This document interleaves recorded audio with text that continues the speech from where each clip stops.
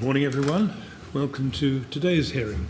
And I think we're about to hear from another witness. Is that right, Mr. Miller? Yes, Mr. Chairman. Good morning. We're now going to call Joanne Smith. Thank you.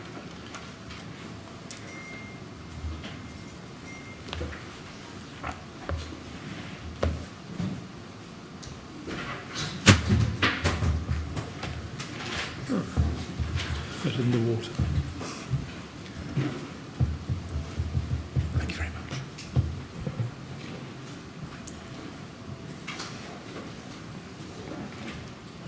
Will you repeat the words Thank you. to me? I do solemnly, sincerely and truly I do solemnly, sincerely and truly declare and affirm that the evidence I shall give the evidence I shall give shall be the truth, shall be the truth, the whole truth, and nothing but nothing but the truth. Thank you. Thank you very much. Good morning, Ms. Smith. Good morning. You're comfortable standing up to give your evidence? Yes, If you want to change your mind at any stage, of course you may. thank you. All right? Thank you. Yes, Mr. Wood. Good morning, Ms. Smith. Good morning. And thank you very much for coming today to the inquiry to help us with our investigations. We really do appreciate it. Can I just also start by saying that my questions are intended to be short and simple, but they don't always work out that way. So if there's anything you don't understand about my questions or you want me to repeat, I'm very happy to do it or ask in a different way. If you need a break at any time, just signal and you can take a break. Okay. And also, if you're more comfortable sitting down, then again, you can do that at any stage.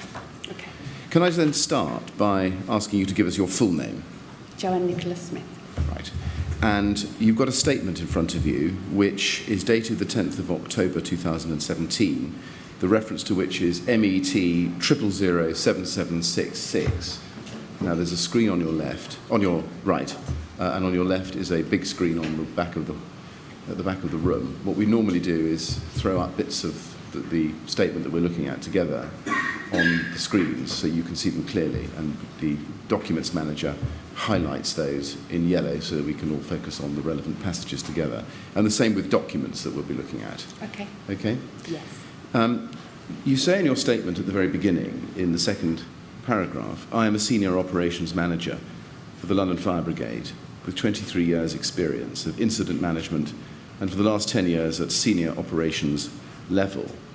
Can I just ask you, what was your role when you first started at the London Fire Brigade?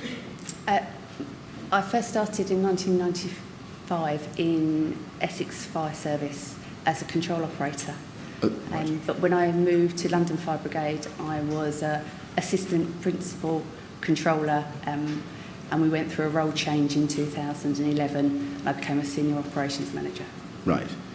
And you're a senior operations manager, or SOM, now. Yes. And were you in that position on the night of the Grenfell Tower fire? I was. On the 13th, 14th of June 2017, you were. And are you based in the control room alone, or do you have other areas of operation? We're based at the control room in Merton, and overall my responsibility is management of London Fire Brigade control room, its staff, its policies and procedures, its training. Right. And also we have an on-call responsibility to respond to incidents. Right. And who is your immediate line manager, or who was your immediate line manager on the night of the fire? That would be the principal operations manager, Scott Hayward. Scott Hayward. Yes. And could you just explain to us what is the role, in outline terms, of an SOM? So it is the day-to-day management of the control room, ensuring that its staff are okay and managing the control room. I'm in charge of 6 operations managers that work in the control room on a daily basis. It's policies and procedures, it's delivery of training to control staff. We also liaise with different departments in London Fire Brigade with regard to changes, and are able to put a control room viewpoint on it. We manage the mobilising system. Right. And you say you're in charge of 6 operations managers. Are those control room operators, or are they people senior to control room operators? They are people senior to control room operators. Right. So we have 6 watches in the control room. Yes. The operations manager is in charge of a watch. They have a number of supervisors below them, and then we have some control room operators, I 11 see. control room operators. So just breaking it down a little bit, you say 6 watches, and that provides 24-hour cover. Yes. And does each watch work for a 4-hour period? No, each watch works a 12-hour day, Right. and then a 12-hour shorter shift, and then a 12-hour night, and then 3 rota days off. Oh, I see. Okay. And is that the same for senior management as well? No, we do office hours. Right. I see. Okay. You say you do office hours, so anyone at your level, SOM, would work what, 9 to 5? Or? Yes. Right. I see. And what about nights? Well, that's where we have an on-call. So between the 3 of us, there is another senior operations manager and the principal operations manager. We work an on-call rota. Right. Okay. Now, your SOM, immediately below you in terms of the hierarchy, is it OM? Yes, Operations Manager. So, for example, Alex Norman is an OM, we She see you is, referred yes. to. Okay. And how many OMs do you have under you? 6. So you said 6, so that's the operations managers. And under them, we've got, what, assistant OMs? Assistant operations And manager. how many assistant OMs have we got? There's 4 on each watch. 4 on each watch. And each assistant AOM is responsible for supervising how many, control room operators, is it? Yeah, so 11 control room operators. Right. But they're not individually. So if you were a supervisor or an assistant operation manager or an operation manager, as far as managing the room on the day in the control room, you would be responsible for all of them, not just certain individuals. I see. Okay. So is right at any one time, or rather at any one time, 24 hours, you've got 11 CROs on at Merton. So we have a minimum staffing level or a model staffing level of 11 on duty. Yes. So that can be a mixture of control room operators and AOMs and an OM. I see. And normally, how many CROs would you have on duty of an ordinary watch? That can just depend on who's in. So we, like I say, we have 11. So if we have 3 supervisors, so 3 AOMs, and the rest would be CROs. I see. Okay. And are there minimum numbers of CROs at any one time? Not minimum numbers of CROs, no, just minimum members of staff. I see. So also I should point out that assistant operations manager, although they do a different role in the control room, they are able to take calls as a CRO. I see. Okay. And in terms of roles, how is your role different to that of an AOM? So the OMs, AOMs and CROs are based in the control room and carry out the control room function on their shift. And So- I'm office-based, and so therefore liaising with other departments about improvements, about changes in policies and procedures, Right. Okay. a more strategic overview. Right. I see. And is the same is the same true also in relation to OMs? So you've got 6 OMs under you. Yeah. So And- they're shift-based and they manage their watches. Yes, and you essentially supervise them. Yes. Okay. Would you normally handle a 999 call yourself? Not anymore, no. No. Would an ops manager handle a 999 call? Yes. Occasionally they would. Occasionally. I was going to say occasionally, but not often. No, not often, Right. but yes. And AOMs, I'm assuming from the way it's grouped, that they would often handle 999 calls, would they? Yes. So the OM and AOMs would carry out a supervisory function. Yes. And when they were carrying that out, would tend not to, or maybe answer 1 or 2 emergency calls throughout their shift. Yeah, I follow. Okay. Now, did you complete any training to be an SOM specifically? Not specifically to be a senior operations manager. Okay. Did you receive training before you were, well, let me ask it this way. You became a senior operations manager. Before you were a senior operations manager, were you an operations manager? Yes. Right. I say it because I was in Essex Fire Brigade and it had a different role structure. Oh, I see. Okay. Let me ask it this way then. Have you had any specific training in the supervisory roles that you undertake as a senior operations manager? Yes, so I've had numerous training courses on call handling, supervisory training. I was detached to the Operation Command Assurance team in Essex as a non-operational station manager and completed the station manager managing incidents. Right. And the training on call handling, when was the most recent training you had on call handling prior to June 2017? Do you remember? 2005. 2005? Yes. So would that mean that you yourself didn't have any training on call handling after Lakanal House? I haven't had any specific training on call handling, but I have been involved in the design of our training packages that we've delivered to other control staff.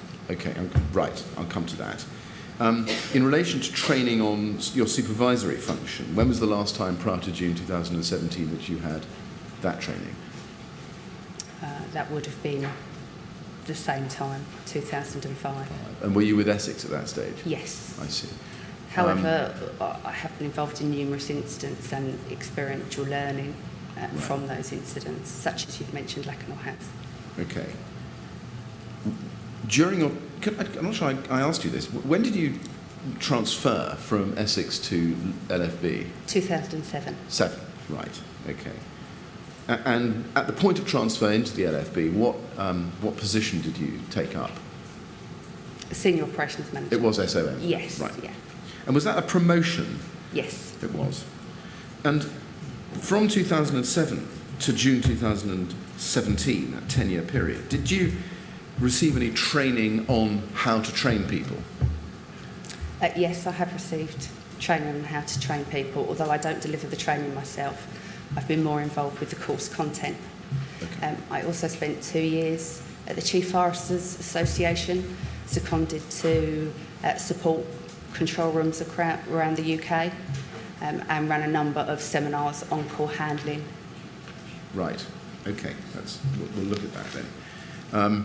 Can I ask you to look at a document in our documents bundle at tab 52? This is and I'll give you the reference, it's HOM 00001124, and that will come up on the screen. It is a report done by the LFB into the fire at Lakanal House in July 2009. And the report is dated November 2012. First of all, can I ask you, are you familiar with this report? Yes. You are. Did you have any input into writing this report? Yes, a great deal. A great deal? Yes. Right.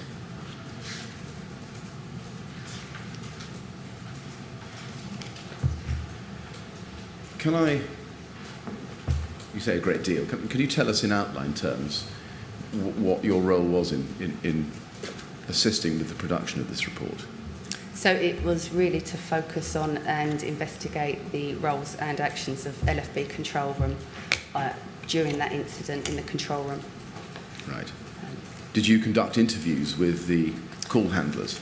No, we didn't, but it was mainly referring to the policies and the procedures and making recommendations. Okay.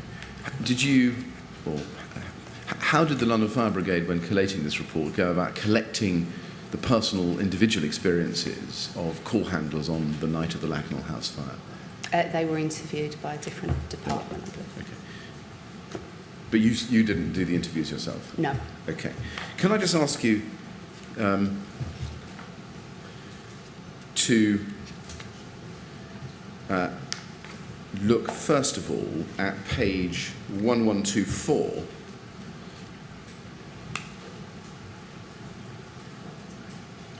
which is section F of the report, staffing in, and F1, staffing in the control room. Sorry, it's page, I'm so sorry, page 33. Staffing in the control on 3rd of July 2009, Greenwatch. And we've got a list of individuals who were in the control room on that night. Can I ask you, the control room itself on that night was where? Was it Merton? No, it was Docklands. Docklands? Yeah, it was called GVP. Okay. And is that control room still operating? No, we relocated to Merton. I see. When was the relocation to Merton? Early 2012. Right. And we'll come to this in due course, but just while we're on that answer, was Merton a better control room than the Docklands control room? Very different. So the Merton control room was built as part of a fire control project, a government-led project, and it had been built and available. And our location at GVP, we needed to vacate because with the Olympics coming, it was too near and too much of a threat, really. I see. Okay. So it's a better and more resilient building. More resilient building. In terms of functionality and capabilities, though, as a control room, was it different from the Docklands control room? Yes, it is. In what way? It's much larger, higher ceilings, so the desks are spaced out quite a lot. Right. And at Docklands, we had a large display screen where we could see all our resources, and we haven't got that at Merton. You haven't got that at Merton? No. So that's a less good thing, is it? We've managed to work without it. That's quite a subtle answer. We'll come back to that in due course. Just on this document, though, can I just look at the list? We've got name down the left-hand side, and there are some names that are familiar even to me. Yeah. Can you help identify any of those individuals who were in the Stratford control room on the night of the Grenfell Tower fire? I think we know about Debbie Real. Yes, Debbie Real. Right. Angie Gotts. Right. What about Heidi Kidd? Yes, Heidi Kidd was there. Okay, Heidi Kidd, Angie Gotts, and Peter May. Peter May at the bottom. Anybody else? No. No. Okay. So, in addition to you, we've got 4 control room staff members who were on at Grenfell, who were also on the night of the Lakanal House fire, it looks like. Yes. From that. Were there any other names you can give us who were in the Stratford control room on the night of the Grenfell Tower who were also on at Lakanal? I was just looking at this, if this is on at Lakanal. I thought Yvonne Adams was there too, but she may not have been. Right. Yvonne Adams. Okay. Now,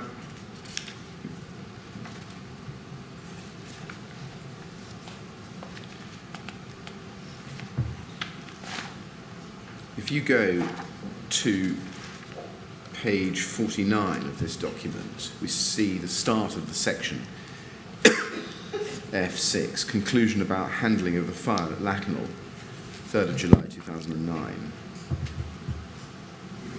And we can see what the conclusions are. It's divided up into different topics: workload, premises layout, situational awareness, information gathering. I just want to turn the page to page 50 and ask you about 4 paragraphs, 293 to 296. Excuse me, Mr. Minute. Are you finding it easier to read that screen? Because you can read on that one if you... No, I'm finding it easier. You're better on that one? Yes, Right, thank you. of course. Okay. So, 293, I just want to ask you about these 4 paragraphs, 293, 294, 295 and 296. Yes. Are you, having had input into this report, are you familiar with this text? Yes. Okay. Did you have input into this text? Did you help draft it? No, we drafted the version, I believe, before this. This was given to another team to draft. Okay. And you say another team. Yes. Who was that? In London Fire Brigade. Okay. And would that team be, what was that team? Was it an investigations team or? No, I believe it was an individual from incident management that was asked to redraft the final document. Okay, did you see the final document before it was published? Yes. You did? Yes. Were you asked whether you were happy with it? Yes, I believe most of it was the layout change. Okay. Well, you were happy, though, that it reflected your input? Yes. Okay. Looking at page 50, paragraph 293, I just want to ask you some general questions about this paragraph. Expectations that callers would be rescued and stay put advice. And it says, COs, that's what? Control operators. Control operators. Yeah. Had a clear expectation that fire crews would reach the callers quickly. Their experience was that fire appliances arrive quickly and that people are rescued by the brigade. This is borne out by the fact that only rarely, where FSG is given, do people die in fires. See section E3. And then it says this, as rescues by crews were not immediate, there is a question whether the CEO and or callers could have assessed the risk of attempting to escape from the flat and whether the risk of moving closer to the fire but escaping was less than staying put and awaiting rescue. CEOs relied on advising callers to stay put, expecting that this would keep callers safe from the fire. Now, just pausing there, we'll come to this in some detail, I think, later on. But that was a lesson learned, is this right, from the Lakanal experience? Yes, it was. Okay. And in our training ever since, the first question that control officers explore with callers is if they can get out, and if not, if there's an alternative escape route. Right.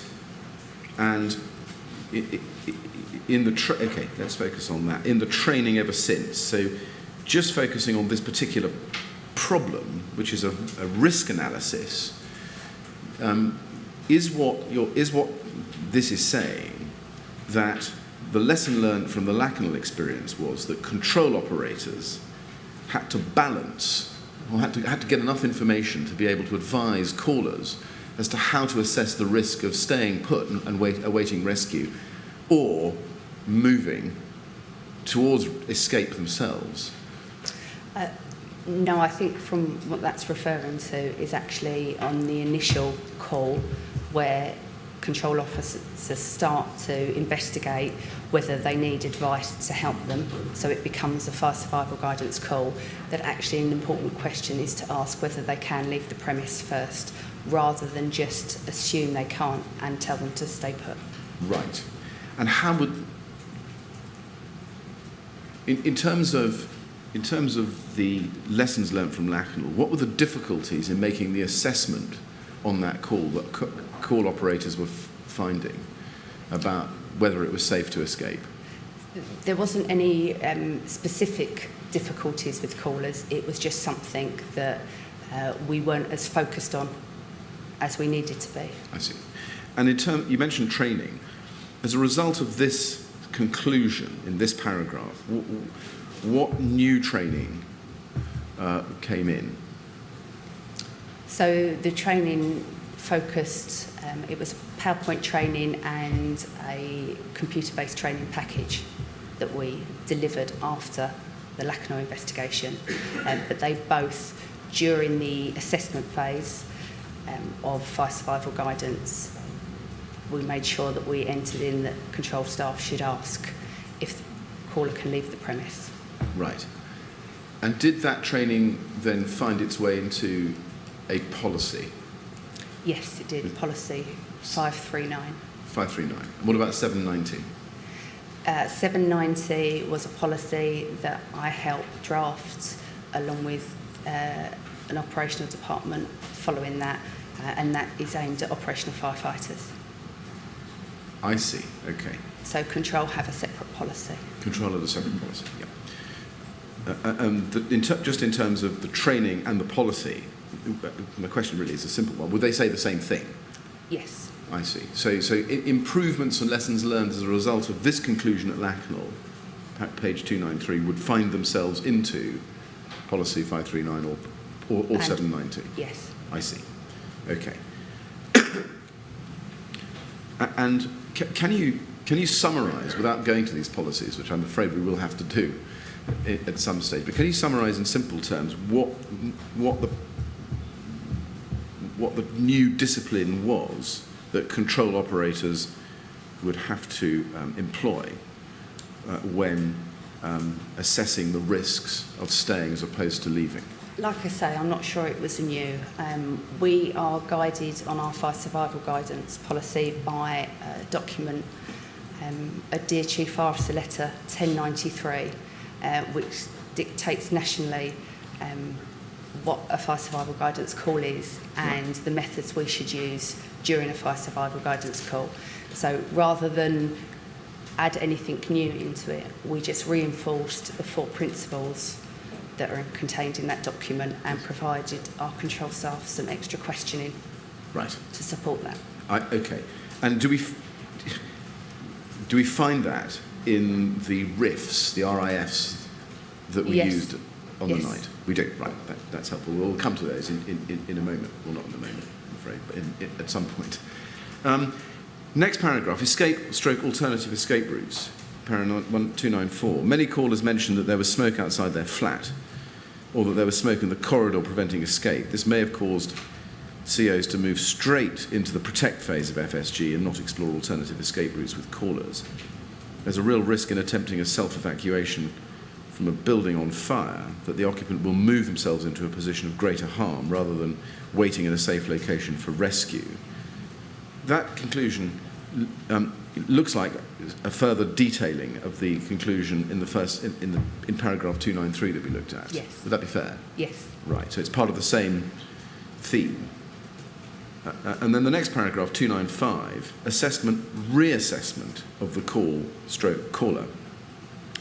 Some COs did repeat questions to find out what was happening at different stages of the call, including trying to find rooms with less smoke. National Guidance, FSC 54/2004, suggests a model which has a review of assessment or initial decisions built into it, although this was not included in LFB training materials.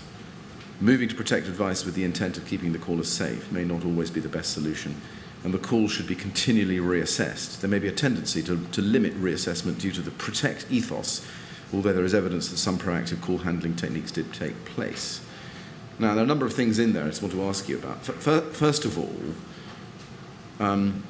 where it says some COs did repeat questions to find out what was happening, does that mean that some weren't? Yes, that was true of the night. As you know, there was a vast amount of calls coming in, and some operators were speaking to callers, but we found sometimes that they could have assessed the situation again and again. Yes. So would it be fair to conclude from that the Lakanal experience was that the reassessment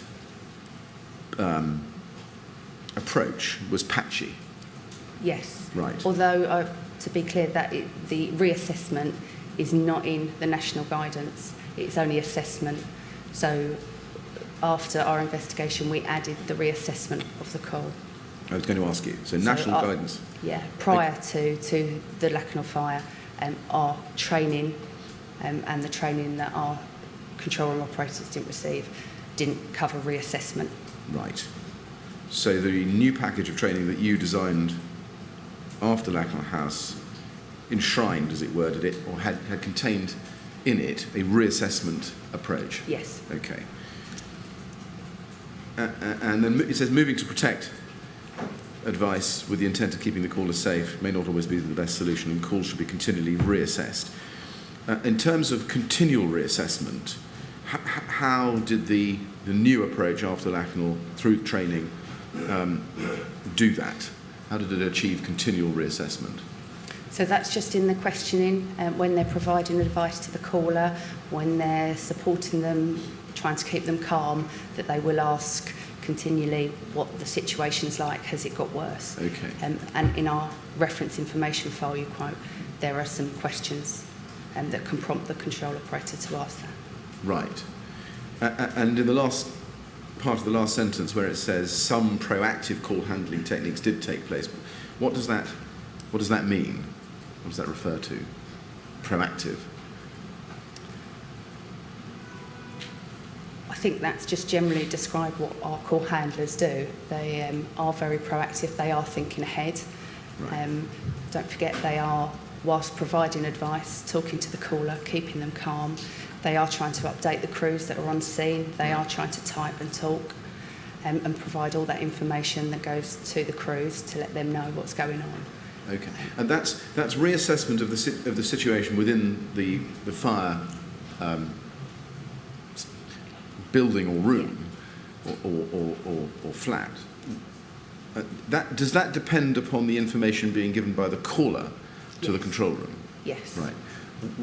What about information coming from the fireground, the incident commander or the bridgehead? That may influence our decision and our call handling and what advice we give as well. Right. It looks from elsewhere in this report that one of the problems experienced at Lakanal House was that there wasn't enough information coming back from the firefighters or the incident commander on the fireground into the control room. Is that right? Yes. Okay. So in terms of reassessment under paragraph 195, that reassessment of the fire, how much of that would need from now on, from Lakanal on, to include information from the fireground and not just the caller? I think that would be a benefit, but I don't think it's needed on every occasion. So we are trained to keep callers on the line, to keep them calm and reassured and provide the advice that we are given. Right.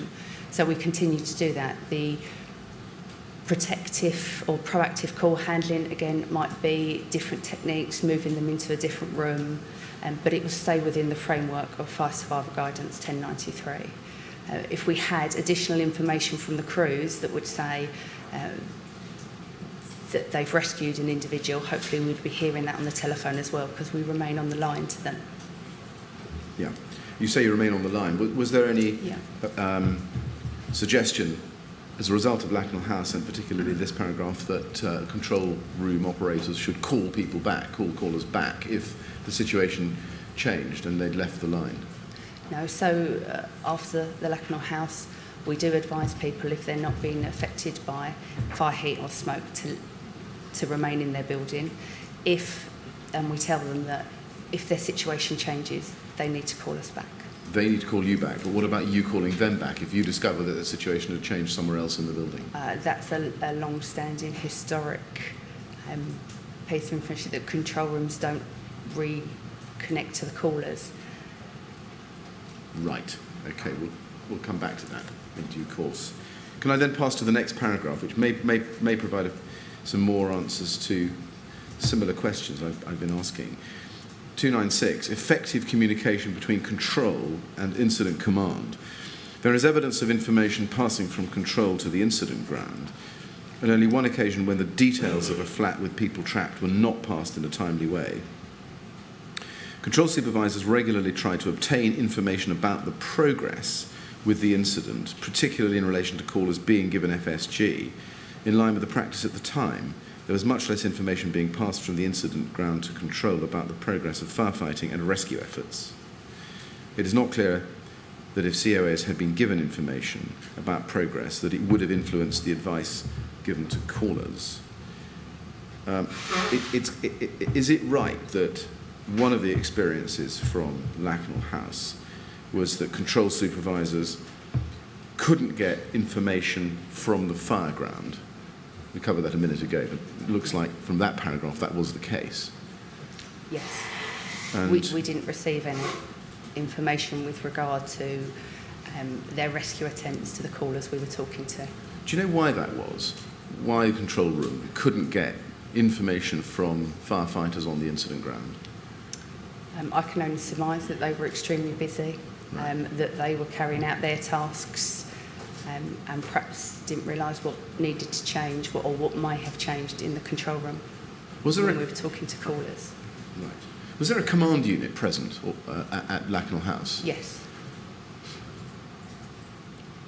And was there how was the communication between the control room and the command unit? I wasn't in the control room at the time, so I couldn't Right. put it on it. But I believe from the reports and listening to the calls and everything, it was very hard to get hold of the appliances and the command unit. Right. And I know you've covered the control information form, which is why that came about. Right, okay.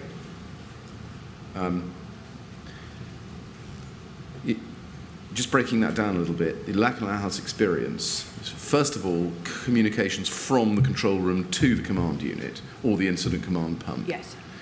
What were they like? Good or not good? Frustrating at times when we couldn't pass as much fire survival guidance information to the crews on scene. You couldn't pass fire survival guidance information. What would happen when you couldn't? We tried appliances that were en route. Right. Do you remember whether, from your involvement in Lakanal House in terms of putting the report together, whether there were instances of fire survival guidance, detailed information, which didn't make it to the control, the ICP or the command unit? I believe there was one that didn't make it Right. as soon as we knew about it, which is detailed in the report. Yes, yes. And in terms of information coming back the other way from the command unit or the incident command pump back to the control room, was that efficient, or were there problems with that? I don't know if there were problems with it, certainly not with radio communications. It's just that we never had any messages sent back to us to tell us the progress. At all? At all. Really? We had informative messages, that's what we've called, which detail how the incident's progressing, but none relating to. Right. Now, The it says rescue halfway down attempts. this paragraph, in line with... Sorry, I didn't catch the end. Sorry, I of said none. No messages regarding the attempts to rescue the callers. Thank you.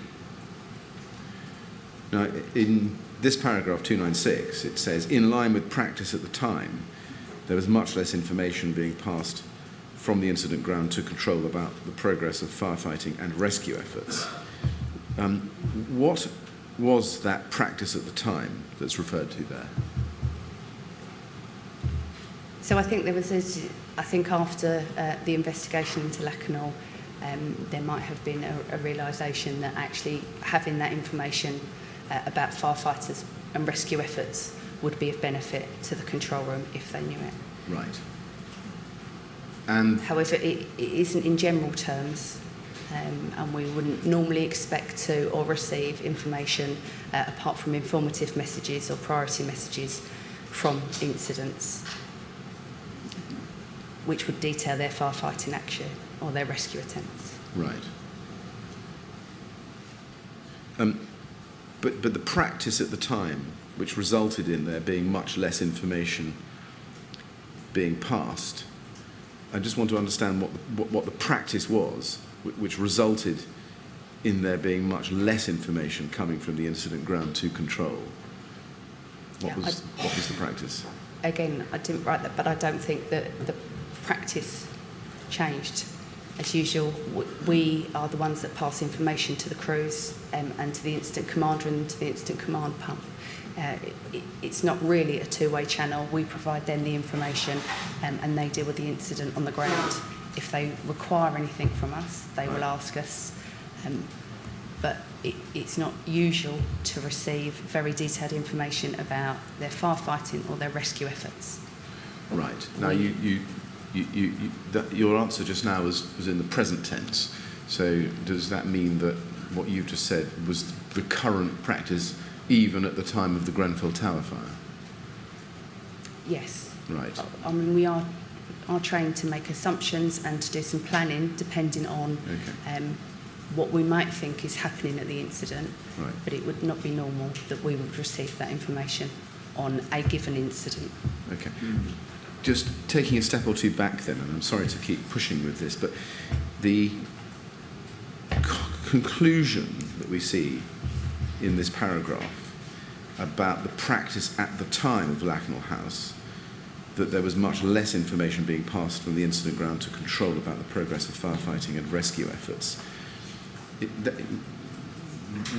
that conclusion result in any change to the practice post-Lakanal?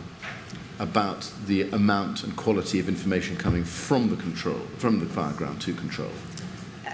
With regard to fire survival guidance calls, I believe it's written into policy Right. 790.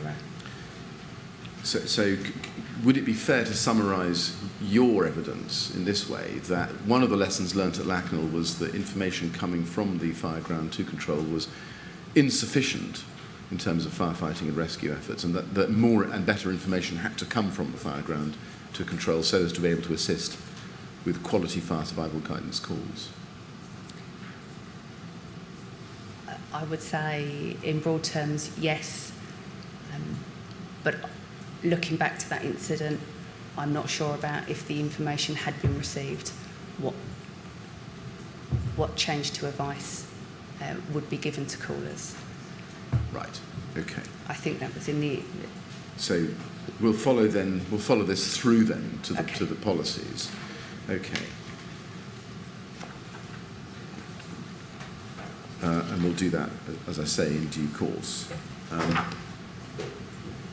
But would it be, before I leave that, in general terms, would it be fair, and I don't want to suggest things to you, but would it be fair to say that one of the takeaways from the Lakanal House experience was the inadequacy or insufficiency of information about firefighting or search and rescue coming from the fireground to the control room?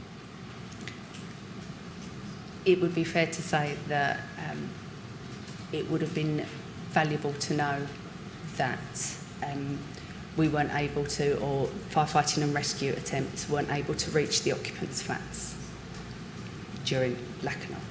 Yes. Right. Thank you. Yeah. Now,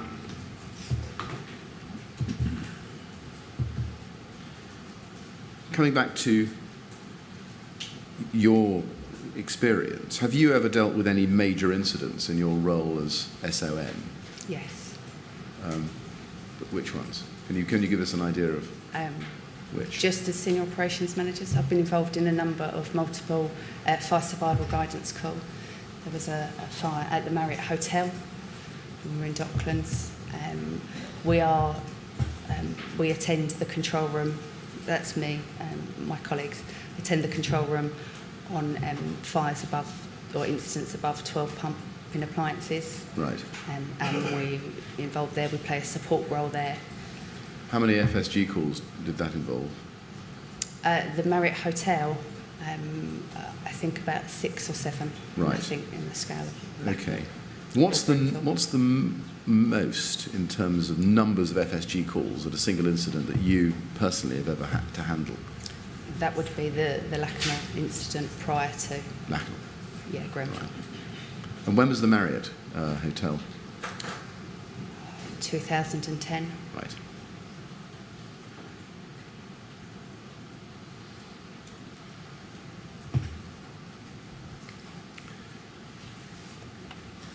Can I just ask you now to turn to page 2 of your witness statement?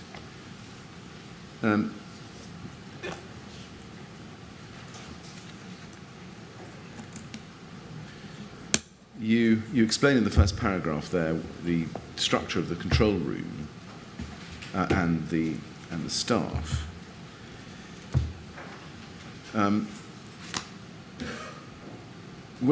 Physically, where would you actually sit or stand within the control room when, let's say, Merton to start with?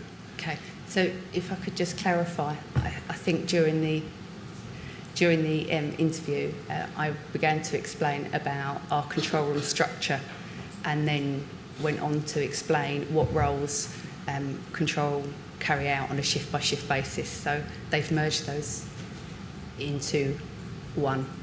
Yes. I believe. Okay. But I would sort of stand at the back of the supervisory position. Right. So you would have a good view of what was going on. Yes. And when would you get involved in a particular 999 call that was going on with one of your CROs? If they needed support and the supervisors were busy, Okay. then I might be able to offer. I will be able to offer some support. Okay. But mainly it's an oversight role. We take and manage to field off some calls from senior officers that might ring in wanting additional information. The control room and the staff are very busy responding to the incident and Right. carrying out their own functions, so we can take that pressure off them.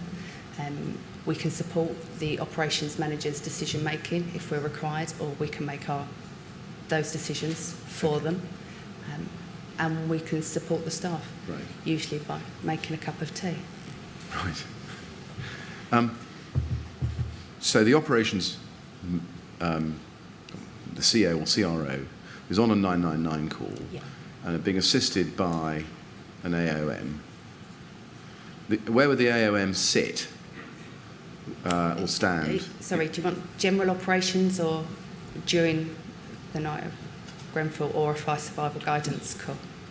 Quite right. Sorry, yes, let me be clearer. Generally speaking, and take Merton, because that's the normal place Yeah. of operations, you've got a CRO who takes a call Yes. from a building which is on Yes. fire.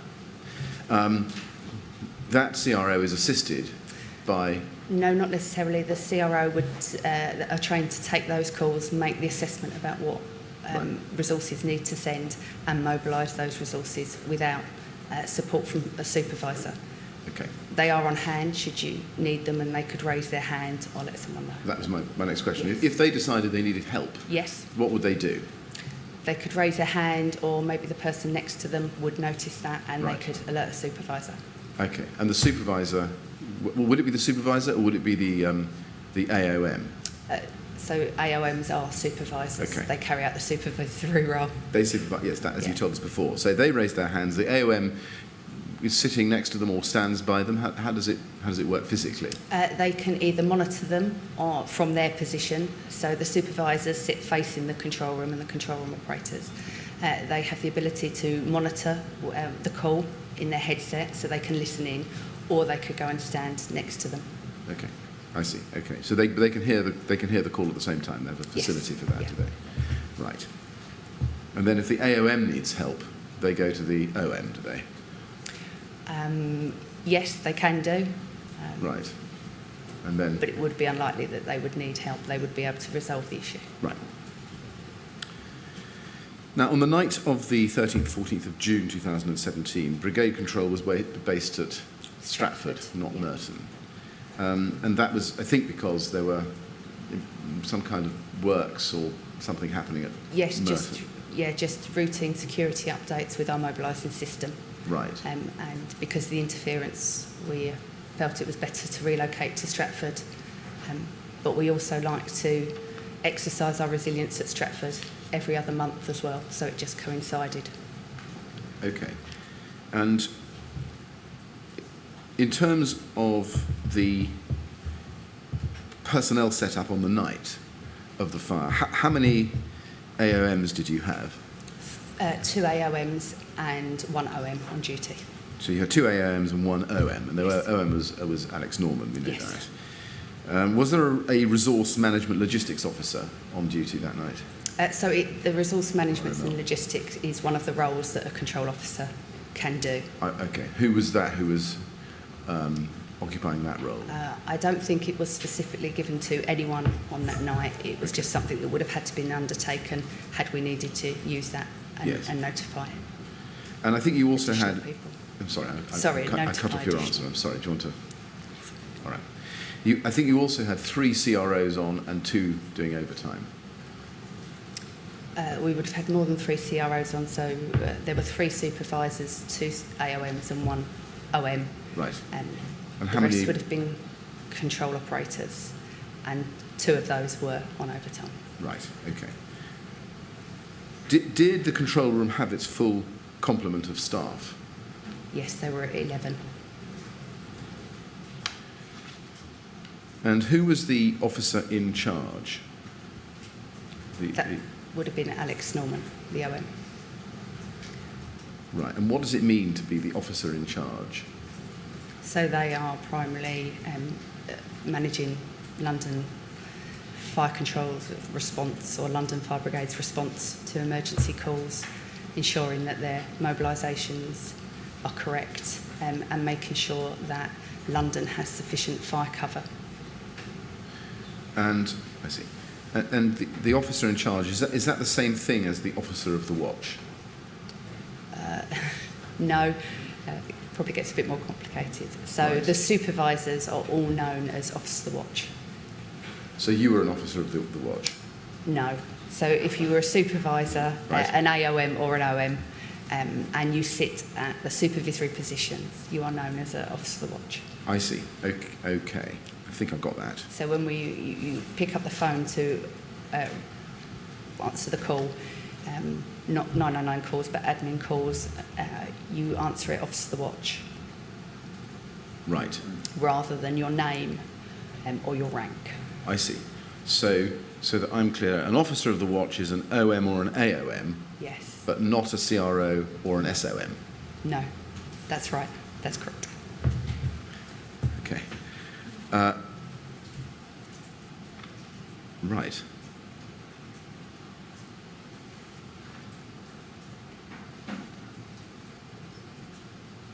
Going back to the question of the control room setup, you were working from Stratford because of routine security updates at Merton. Yes. How long had control been operating out of Stratford on that occasion? They went across on the 13th at Right. 8 o'clock in the morning. Okay. And is that a big move? Do you have to do a lot in order to move from Merton to Stratford? No, we make sure everyone knows in advance. There are some phone lines that need to be transferred across, but it's a well-practiced Okay. routine. And does it have the same facilities as Merton? Yes, more or less. It's less positions, it's smaller, so there's only 16 mobilising positions at Stratford. Only 16, Only 16. as opposed to what at Merton? 22 in the main control room and an additional 7 in our training suite. And you refer to mobilising positions. What are those? So they are positions which have our mobilising system on them. So you need to log into those and then you're able to take calls and mobilise. Okay. Can you just give me a picture of what that looks like? You sit down at a desk and you've Yes. got, what have you got in front? If you're a CRO at a mobilising position, what have you got in front of you? So you've got 2 screens in front of you. Right.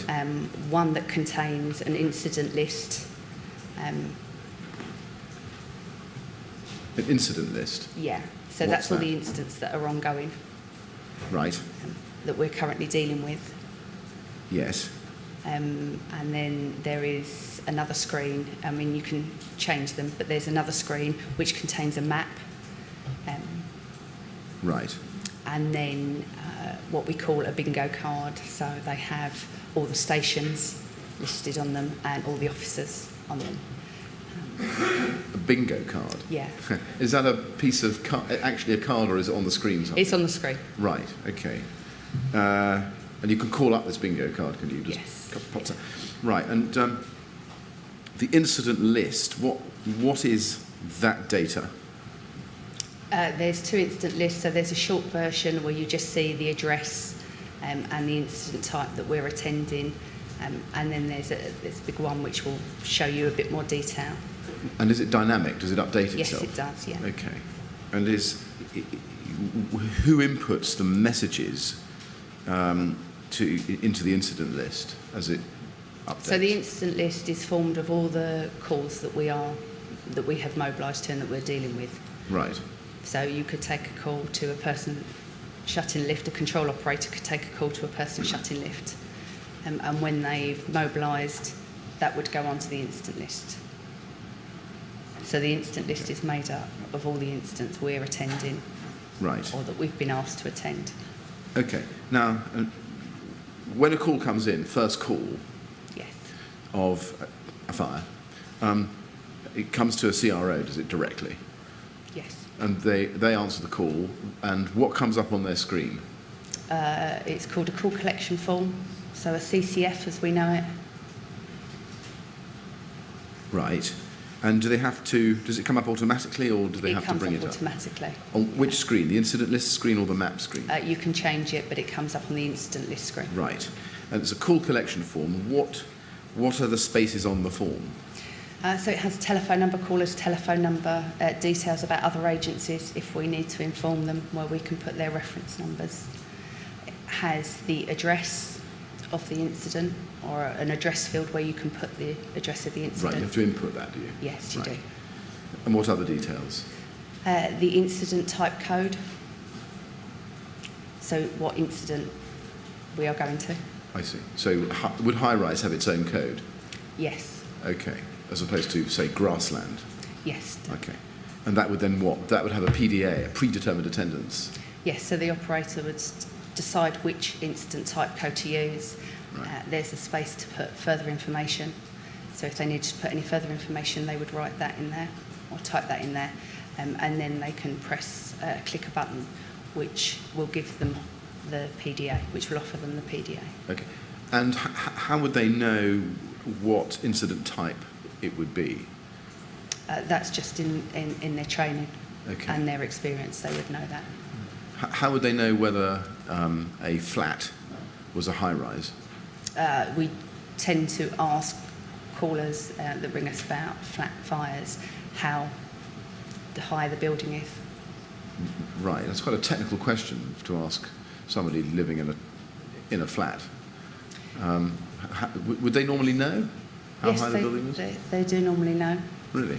So if it's more than 5 floors, above 5 floors, the control operator would change the incident type code to be a high-rise attendance. So it's 5 floors is the magic.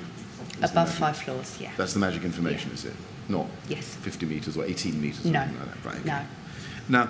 Now, okay, and that's something that the control room officer would ask, is it? How Yes. many floors? Yes. Okay. And then once that information has come up, what happens next? What does the CRO do next? So they can click on another button and it pulls the PDA. It displays the PDA, which And- is in a histogram, and will show the nearest resources to that incident. Okay. And then how does the CRO send a call to the nearest fire So station to then, mobilise? once they are happy with that predetermined attendance and don't need to make any changes, they can press another button, and it will automatically be sent to the stations Right. to mobilise the appliances. Okay. And that would enable, would that enable the CRO to say they're on their way? No, they would say to a caller, yes, they're on their way. Okay. And they mainly can mobilise and do mobilise appliances whilst they're still talking to a caller. Yes. Okay. As the incident then develops, what further information comes up on the incident list? I think you said informative messages. What else? Yeah, so the incident list is an overview of everything that's going on in London. Yeah. The incident log is created for each specific incident. So on the incident log, there would be further details. If we received any more calls, that would go onto the incident log. Okay. The resources booking status 2, status 3 would be entered onto those logs. Any informing of officers or other agencies would be entered into those logs. Right. And Don't let me interrupt you. most incidents have what we call an action plan, and there is a number of plan items that control staff and supervisors need to carry out as well. They're also on there. Okay. And now this incident log, where is it held? It's on our mobilising system on the incident. Right, as a central database. Is Yes. But there is a live feed from it to what we call BOSS, and that means that senior officers and stations can look at the incident.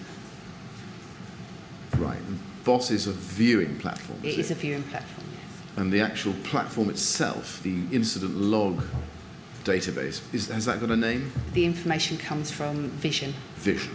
Right. which is what our mobilising Okay. system's called. So the contents of the Vision database are visible to the CRO on the incident list screen. Is that right? Yes, if Okay. they clicked on that, yeah. But they're also viewable remotely by BOSS, which is, as Yes. you say, a viewing platform. Okay. Can I ask you to look at something and see if you can just help me with it? You've probably heard that we've been working from something called a short incident log. Yes. Yes. Can I ask you just to look at it? It's at tab 23 of our bundle, and it's MET 000013830. It's a longish document, even though it's called a short incident log, and there is a long incident log. Yes. Could you?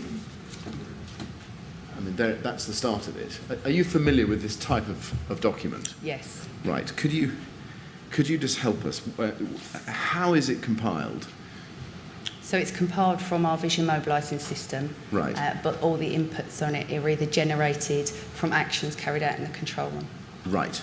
So, and we can see how it's schematically set out. Let's just go through it as shortly as we. I'm not going to go through the whole thing, but it's called a short incident log. Do you have these for every incident? You can get them for every incident. Yes. Okay. And is the information in it? It's because it's called short. Is it derived from a fuller database set of information? Yes. So I think you can run a long report which contains every action. Yes.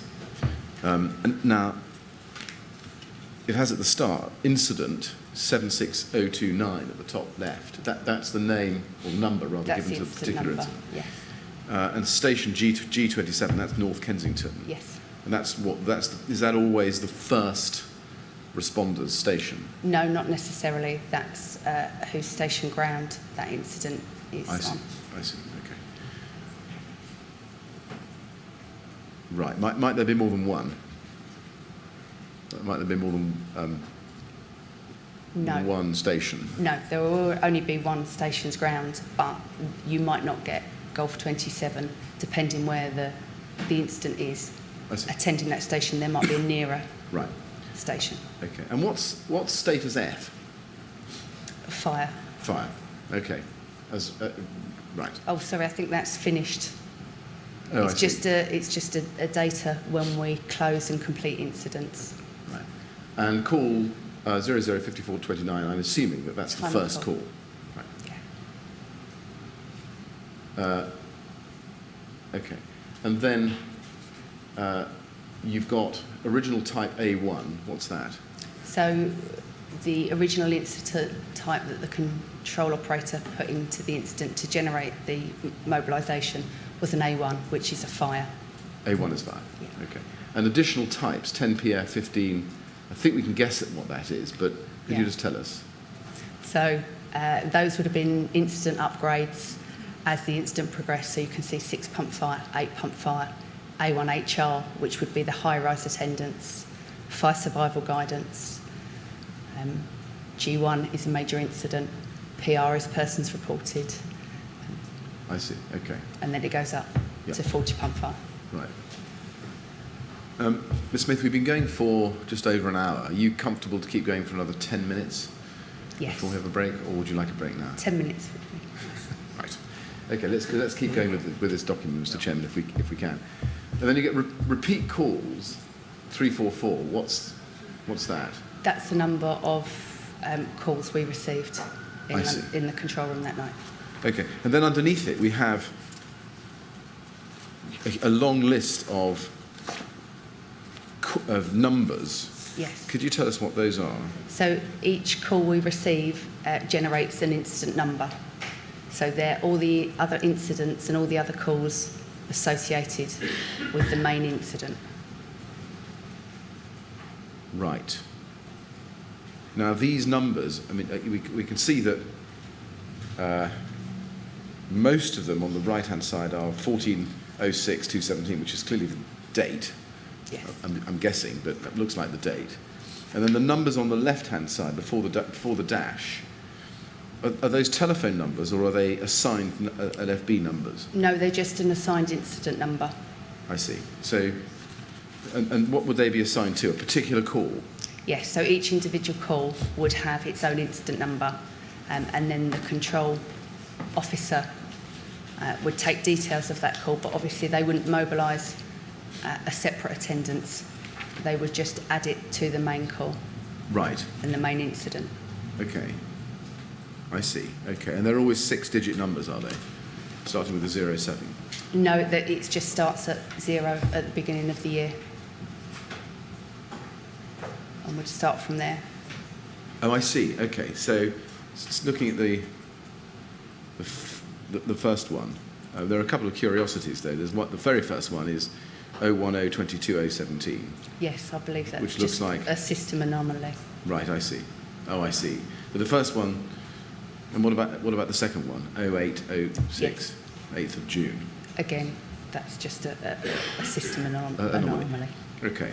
And then looking at the third one, 076032, and then they go on Yeah. for 33, 38, 39, 42, etc. Those are like serial numbers, are they? Yes. Okay, got it. Now, moving on through then, so you can know how many calls. These are all individual calls, are they? Yes. Right. And some of them may be from the same caller? Or? Yes. I see. So 3 calls from the same caller would have 3 numbers attached to it? That's correct, yeah. Right. So can we tell from that then that there were in total at Grenfell 344 calls received by CROs in the control room? Yes. Right. And then over to page 8, you've got address and you've got summary. And the summary would be applied into the database at what point? Because we can tell here it says 40 pump fire, so Yes. we know that was after the make up to 40. Yeah. Would it be immediately afterwards or at the end of the incident? No, that would be generated by the stop message Okay. and then additional details. So it's got about reliefs to Yeah. attend. Right. Right. And then we go into the details of appliances, and I think that's self-explanatory, but just to be clear, you've got call signs, station, status 1, and status 1 is, you could just explain to us, what is status 1? Available at the Available. home station. Right. And then you've got plus. What does that mean? So the top would be the initial attendance, the first attendance that we would send, and when they made the incident up, anything else would show as reinforcements. Okay. And with this, and we've got mobile, which is status 2, and on scene, which is status 3. I think we've established that through Yes. other witnesses. And then available, is that the time when they clocked off, as it were? Yes, booked away from the incident. Right. Now, this information we see in this box here, this is just the first page of it. Would this be available dynamically as it evolved Yes. to a control room operator on their screen in front of them? Yes, it would look different, but that information is available to our control staff. Okay. And then you've got reinforce all the way down, and relief, etc. Yeah. And then over on page 13, you've got officers. Call sign, name, assign, mobile, on scene, available. Yes. Again, would this information be available to any control room operator? Yes. Okay, and then we can see your name just above Yes. the 3/4 of the way down that list as BCO2. Is that Brigade Control Number 2? Yes. Right. And it has you as assigned at 012941. Yeah.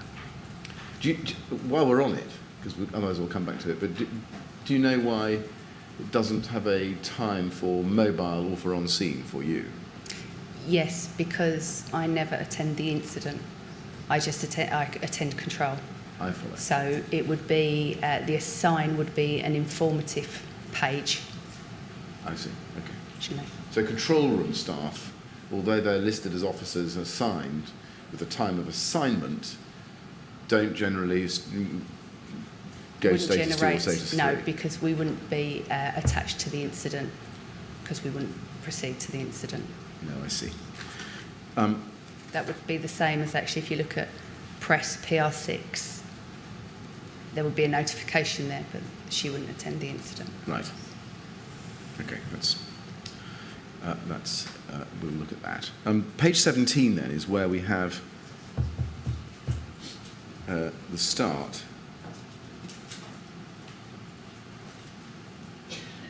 of... Sorry, can I just ask you something? I've just noticed it, actually. Bottom of page 16, while I'm on it. It has additional data. Borough, command areas, electricity provider, other agency call reference, Yep. and water company there. Is that already on the database?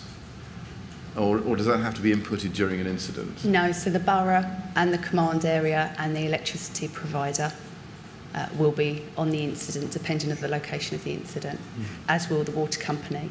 Our other agency call ref would be those agencies that we've contacted.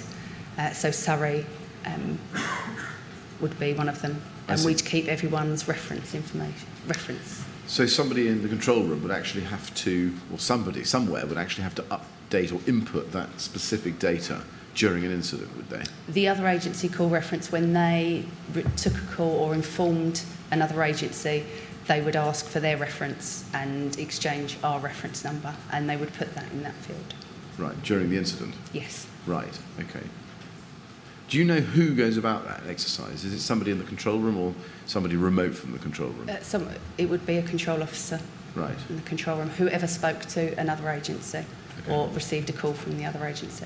right, okay. Now, then we turn to page 17 and we start the actual log of incidents, as it were. And it says narrative at the top. And again, this information, as time goes on, does that or is that available on a control room officer's screen? Yes. So if they want to see it, they can see it. Yes. Right. Can you just help me as to how that information gets in there? So just taking, for example, 011339. Yes. Let's just look at that. And it is an example. SAD, that's the op. Yeah. And I think I can guess who that might be, but would you tell me? Sharon Darby. Yes. Makeup, IUP, G331, make pump 6 and 1 HP. Now, who inputs that information into the vision system to start with? So Sharon would have done that. She was on the radio position that night, and she Right. would have taken a call. She would have taken a radio message from Golf 331 to make the incident 6 and HP's 1. Okay. So she would have typed that in to the incident log. Right. So the makeup starts with the decision on the incident ground with the incident commander. Yes. Let's assume. It gets radioed from, and stop me if I get this wrong. Okay. It gets radioed, does it, from the incident command pump, or the pump sending Yeah. the message, as the case may be, to the control room. Yes. Now, just pausing there, what's that radio link? What channel is that?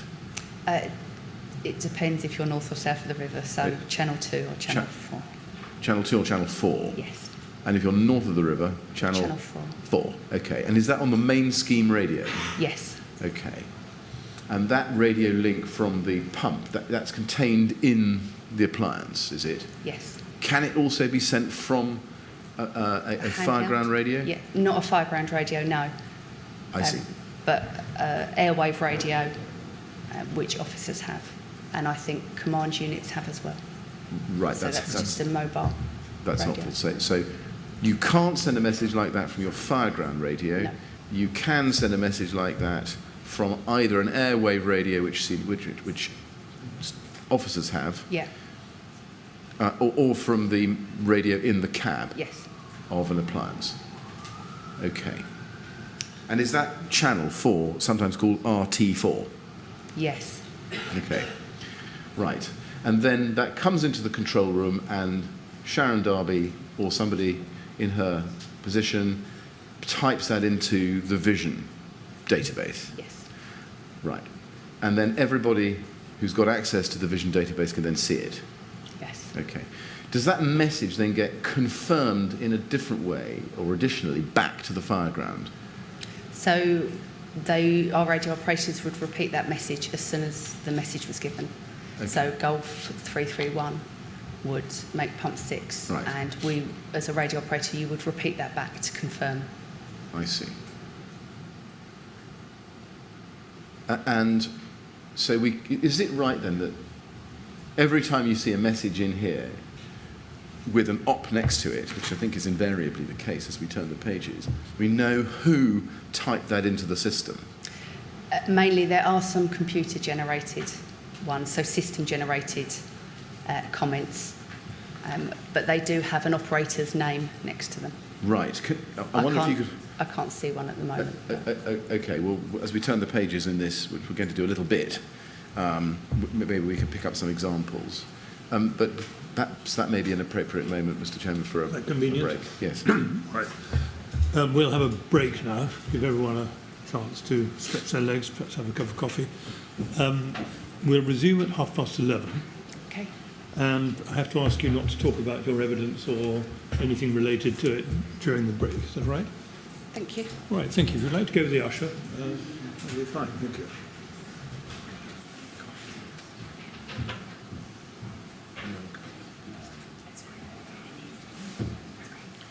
Good. 11:30 then, please.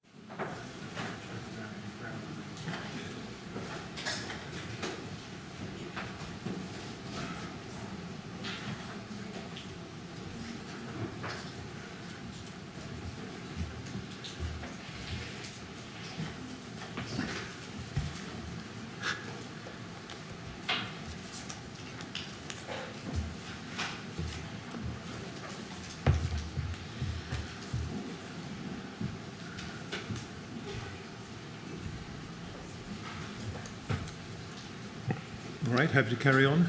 Yes. Good, thank you. Yes, Mr. Millett. Ms. Smith, thank you.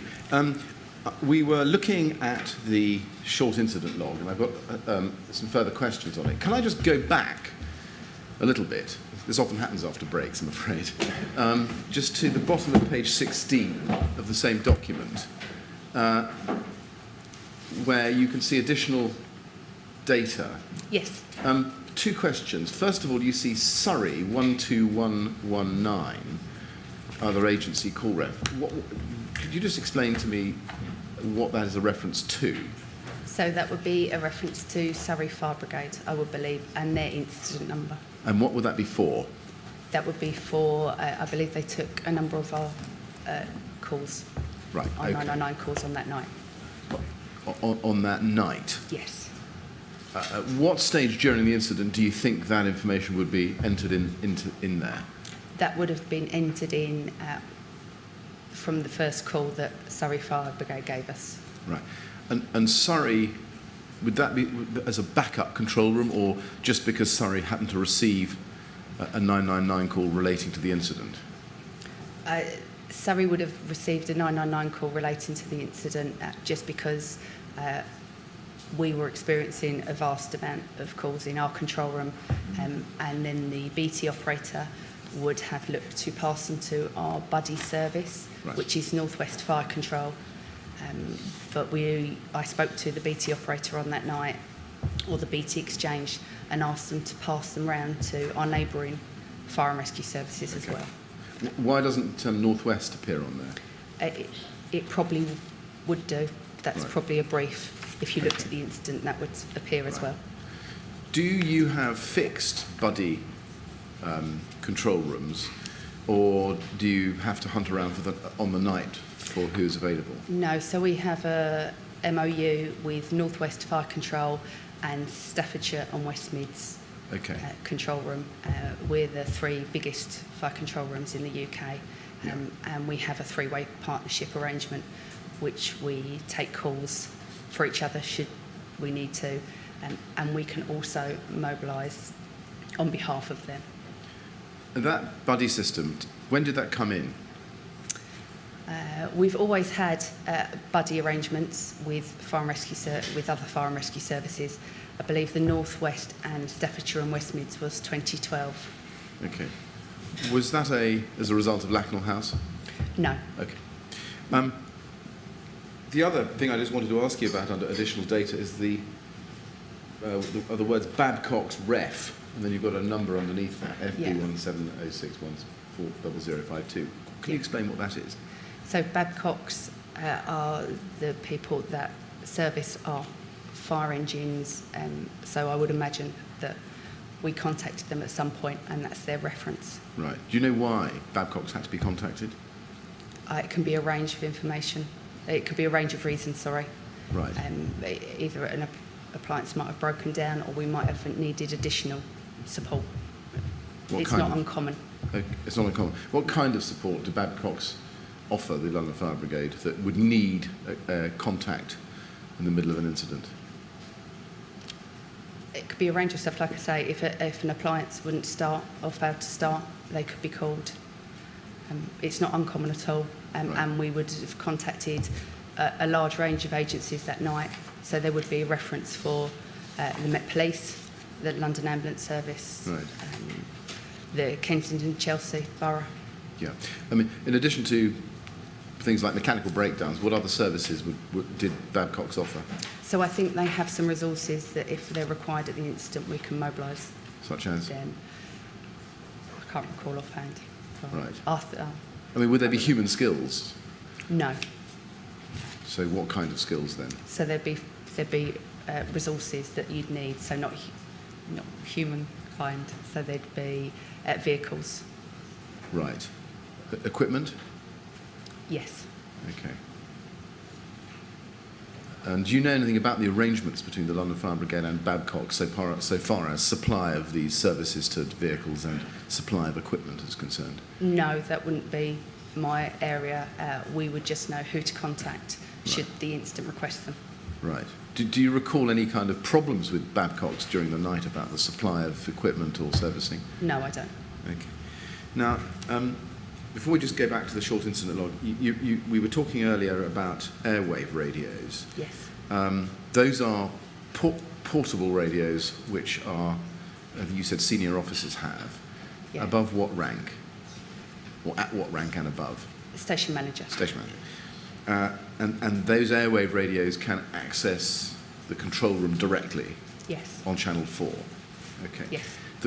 Are the contents of those messages on RT4 between airwave radio and control room recorded? Yes. They are. Have you ever heard of something called an admin call? Yes. And is that the same as a message over the airwave radio to control room? No. Okay, That's what is a an telephone admin? conversation. That's a telephone conversation. And what's the telephone? What is the telephone? Where is that telephone? So that would be on our integrated communications screen. So as I was explaining, the control officer would have 2 screens in front of them with the vision terminals on them, Yes. the map and the instant list. Right. And they would have what we call an X by the side of them, which is an electronic touchscreen telephone pad. Right, I see. And they would make a call from that, and that would be classed as an admin call. That's an admin call. And the admin call is made by the CRO by use of the screen to whom? Who would an admin call go to? That would depend on who we were notifying of an incident. So it could be made to a senior officer, it could be made to a water company or the electricity board, or to a command unit. Right, but it would be made, would it, to a telephone and not a radio? Yes. Right, so admin Always. calls are telephones, airwave radios are RT4. Yes. They're both recorded. Yes. Where are they recorded? They're recorded on the system. They're available for control officers to play back on their mobilising system, and then they go into a database which we are able to access. Right. Then we've got the main scheme radio. Now, that's not a piece of portable equipment. Well, let me ask you, what is the main scheme radio? So that is the airwave radio. Right, You that's have the to same listen thing, to. is it? Yes. And okay, so does airwave describe the system of communication or the actual piece of kit you hold in your hand? That's the piece of kit. Right. So the airwave radio allows you to access the main scheme radio system. The main scheme radio is just a historic term Oh, I that see. we still use. So the words airwave and main scheme are interchangeable? Yes. I see. Now, in the cab, you've got a radio. Yes. What is that radio? That's an airwave radio. I see. So all appliances have an airwave radio? Yes. I follow. Okay. And that's just a fixed version of the portable version that station managers and above have? Yes. Right. And that has the same functionality, does it, as the airwave radio held by senior officers? Yeah. Okay. And so would it follow that the radio in the cab would enable the incident commander, for example, or the driver to be able to radio control room on RT4 if you're in North London, and vice versa? Yes. Okay. And then finally, and those calls are recorded? Yes. You said. And then finally, fireground radios. Those are, could you just describe those for us? So I believe fireground radios are radios that are kept by crews and to be used on the fireground. So we have no information. We don't hear any traffic or radio traffic on those fireground radios. Okay. And are those calls recorded? No. Right. Okay. Going back then to the incident log, just want to ask you a question about the very start of the attendance. If you go to a different document, if I would ask you to do that, tab 7 in the documents bundle. This is LFB document number 3. Now, this is an early LFB document produced, I think, for the inquiry. But can I just ask you to look at it? It says halfway down, 005429, first call to incident. And then at 55:14, predetermined attendance PDA for call to fire. G271, 272 and 331 assigned to incident. Yeah. So that's initially 3 pumps. And Yes. then at 59:12, just about 4 minutes later, G362 Hammersmith also assigned to the incident as part of PDA when high-rise incident ascertained. Yes. Do you know from your own knowledge about a 4-minute gap between the initial attendance order and the make up to 4 pumps because of discovery that it was a high-rise? Yes. You do know about that. Could you just explain what happened? So I believe during the first call to Grenfell Tower, our control officer asks how many floors there are, and the caller says 4, which he was obviously referring to where the fire was. So we mobilised fire attendants to the address, Right. which was 3 pumping appliances. Okay. And normally what would happen in order to ascertain whether it's a high-rise? So the control operator would ask how many floors Right. are in the building. Okay. Do control room operators get training in how to extract information from callers for whom English may not be their first language? Not specifically for callers who English is not their first language. We do have call handling training, and that's done as part of their new entrance training when they first join us. Right. To watch. Okay, so no training. And what about training for extracting, for coaxing information from callers who may be in a panic and not really able to describe very, very well what they're seeing or what they're experiencing? Is there training on that? They have their 9-week training, but obviously it's all experiential. They take numerous 999 calls every Right. day when they're on shift. Right. And they have their supervisors to support them in that, and would help them out if they were having difficulties. But a control officer's job is very experiential. Yeah, okay. And we can see here that originally there was no PDA for a high-rise. No. Would that be a frequent experience or not? There would be occasions where the callers couldn't give a response or gave an incorrect response. I believe during this incident that one of our supervisors believed it was a high-rise, had a check, and then sent the additional attendants. Right. That would leave a lot to chance, though, wouldn't it? Unless the original call handler had actually specifically asked, is it a high-rise, or Yes. is it over 5 floors? Is it over? Yeah, Yeah. 5 floors, which she did. We do have a number of high-rise buildings on our gazetteer, which is our mapping aid, Right. and our addressing tool. And they do have a number of high-rise buildings Yes. listed on them, but not all of them. Yes.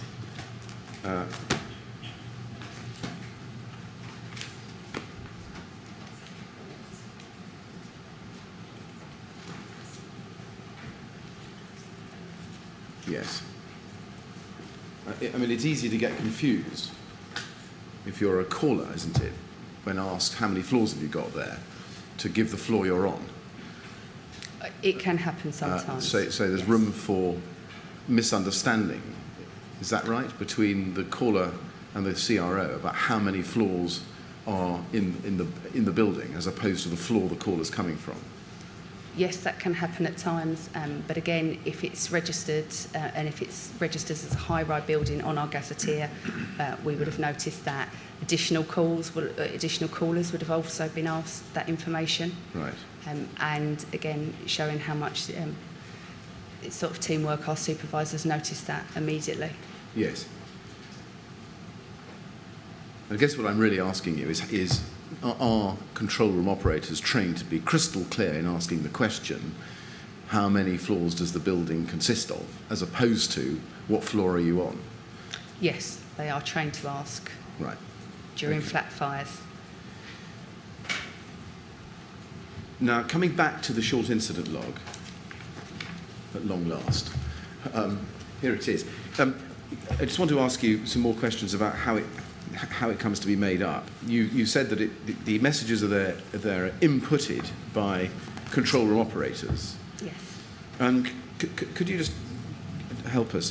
When it says informative, and it's looking at 011602 on page 17, Yeah. and there's a list of information there. What does that mean? What's informative?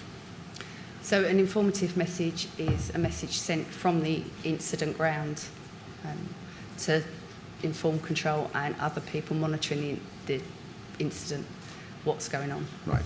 It's a structured message. Right.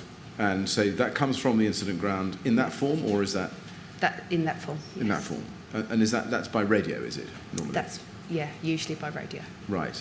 And so the control room operator records that somewhere. Yes, they would record that and they would add that it's an informative message and they add the SUP at the beginning, the SUP. Right. So it comes into the control room from the incident ground. It comes over it comes over the radio, does it? Yes, yeah. And the radio goes straight into the headset of the control room person. Yes, so they have a button on their radio Right. that they can push to talk and on the control officer's screen they will get alerted as to what call sign Right. wishes to speak to them. Okay, so the control room operator obviously can receive telephone calls from members of the public, Yes, such as the initial caller here, but can also speak over the radio and receive radio messages. yes, What's the functionality that allows them to switch from one to the other? they can. So that would be in our ICS, our integrated communications system. Right. However, if you are a radio operator, you are designated that for the whole shift, so that task. So you wouldn't necessarily then be a call handler as well. Right. So you would either do call handling and answering 999 calls, or you would do the radio. You wouldn't swap between the two. No. Right. So, SAD, Sharon Darby, 11602, she's on the radio. Yes. Okay. And she gets the message over the radio on her headset? Yes. She can type. How is that recorded then? Does she write it down in manuscript and then type it in, or does she type it in No, she directly? types it in automatically, and she would use what's known, or what you've seen as a service request. Right. And what is a service request? So a service request is something on our mobilising system that allows the call takers and supervisors to share information with the radio operator and vice versa. Right. And a little bit lower down, user comment, 1:18 p.m. User comment. What's a Yeah. user comment? So when an individual or a control operator turns out an appliance or wants to add a comment to a message box, they would type it in, Right. what they wanted. So it's free text. If you can see, one of the supervisors, Pete May, is turning out with message informers ORT, so that he's paged an officer.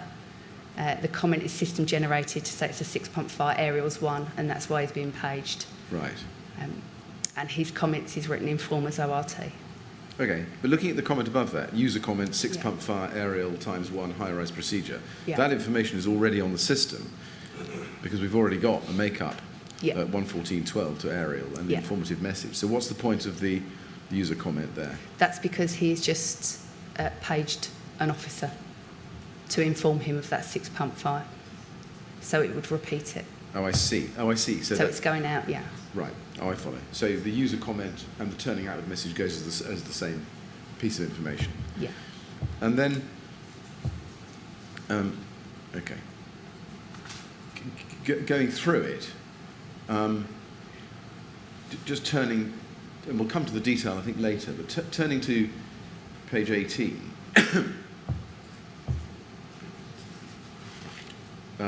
we see at 01:31:38, service request, PD. Service request created, RT4 G271. Yeah. That's a record of what? That is a record of one of our control officers creating a service request and sending the message to the radio, RT4, channel 4, and saying there's a further call to say the fire is on the 20th floor. Now that information would have come to PD, who inputted it into the system. That information was created by, PD, who created a service request and added that information. Who is PD? Peter Duddy. Right, Peter Duddy, and he would have been on the radio. No, he was a call taker on that night, and he would have sent that. So it's prefixed RT4 to be sent to the radio, Channel 4. So there's a step I'm missing. So Peter Duddy receives the message. He's a call taker, so he handles the 999 call. Yes, so he would have handled a 999 call where people were saying that there was fire on the 20th floor. Yes. And that they were trapped. Right. And he would have sent that message to Sharon Darby on RT4. Okay. So Sharon could then pass that on to the ICP. Right. Now, let's just break that down a little bit, if we can. Pete Duddy takes the call. He's on the call. Yes. You say he sends the message to Sharon Darby on RT4. How does he do that? So he creates a service request On his screen? on his screen. While and he's talking? Yes. Okay. And he will type that information into the service request. Right. And it comes up on the screen looking like it does on the page there, does it? No, it doesn't. No, it's a box with some drop-down menus and some free text spaces. Okay. So he creates that request and then he sends it, does he, to Sharon Darby? Yes, so he'll create the service request and then on our mobilising system there is a list of all service requests. So Sharon is on the radio. Right. And will pick up any service request prefixed RT4. Oh, I see. I think I see. Sorry, and forgive me for taking this just a bit more slowly. Okay. So he gets the information by the telephone on the 999 call. He types into the incident list that he's got on his screen a service request. Yes. He then sends that to Sharon Darby, who's elsewhere in the incident room. Elsewhere in the control room. In the control yes. room. Yeah. And he sends that remotely by computer, does he? Yes. Then she has a screen and something comes up on her screen, does it? Yes, it comes up on all the control officer screen. They all see the same information. Right, okay. But Sharon would have looked at that list and anything that was prefixed RT4, that would have been for her I to see. communicate Right. to the resources on that channel. And then what does she do when she sees that message coming up from Pete Duddy on her screen? What does she do next? So she will open that service request and contact the incident and pass that information on. Right. Now, how does she do that? So she's just looking at her screen. She will see that a service request has appeared, that it's prefixed RT4. So she will open up that service request by clicking on it. And she will call up the resources in attendance and pass that information. And how does she pass that information on? By radio. Okay, and that's through her headset, is it? Yes. And what does she have to press to get G271 to know she's contacting them? So she can either use a press or switch, which is a foot pedal, or she can press her X screen Right. and communicate with them that way. There's a foot pedal, is there? Yes. Okay. And so by pressing the foot pedal, that makes the radio Opens- live. Opens yes. the radio. Okay. Or you can do it on the screen, can you? Yes. Is it a touch screen? Yes. I see. And that then makes the radio live. And then what does Sharon say? It would depend who she was calling. So on this one, she could say Golf 271. Right. She could call them by their call sign. You would use your call sign or the call sign that she's trying to contact. And would she get a response? Or During normal incidents, yes, she would have. right. She would. Okay. And when she's sending that message, obviously in this example it says G271, who decides where to send that message to? So Peter Duddy, as the call taker, would have put on that it's a message to go to RT4 and to go to Golf 271. So the control operator would have decided that. So the call handler. Yeah. And how would Pete Duddy know that the message should go to 271? They would always tend to send it to the instant command pump. So maybe at one time, Pete has heard that the instant command pump is 271 and hasn't heard that it's been updated since then, given the time. Right. Okay, we're going to come to that, I think, in due course. But the destination of a radio message over RT4 by the radio operator depends upon the state of knowledge of what the incident command pump is by the call handler creating the service request. No, I've just said that. Is that right? So not necessarily. So Sharon would have looked at the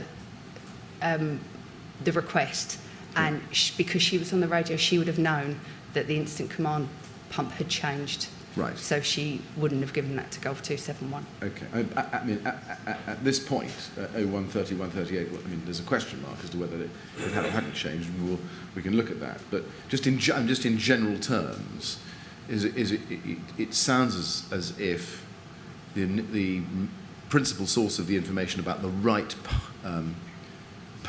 pump or command unit to send radio messages to through RT4 would be the call handler and not the radio operator. Yeah, if they wanted to pass a message to the instant, they would tend to choose the instant command pump to send it to. Right. If they knew it, if it had been declared. Now, we see various requests, service requests created, service requests updated, service request in progress. Yes. What's the difference between updated and in progress? So when you create a service request, you're the first person to create it, and you will put in the details you want. It goes into the list, and then a supervisor or a control operator would pick it up and mark it in progress, so no one else undertook those actions in the control room. Okay. And then once they had completed it, they would mark it as completed. On completed, what does that mean? So that means the task has been performed. So if on RT4, after she picked up service request, she would have then marked it as completed once that message was passed on. Okay, just by way of an example, and it is only an example, if I can ask you to look at page 19, we can see at 140.47, and I stress this is only an example, service request created. Yes.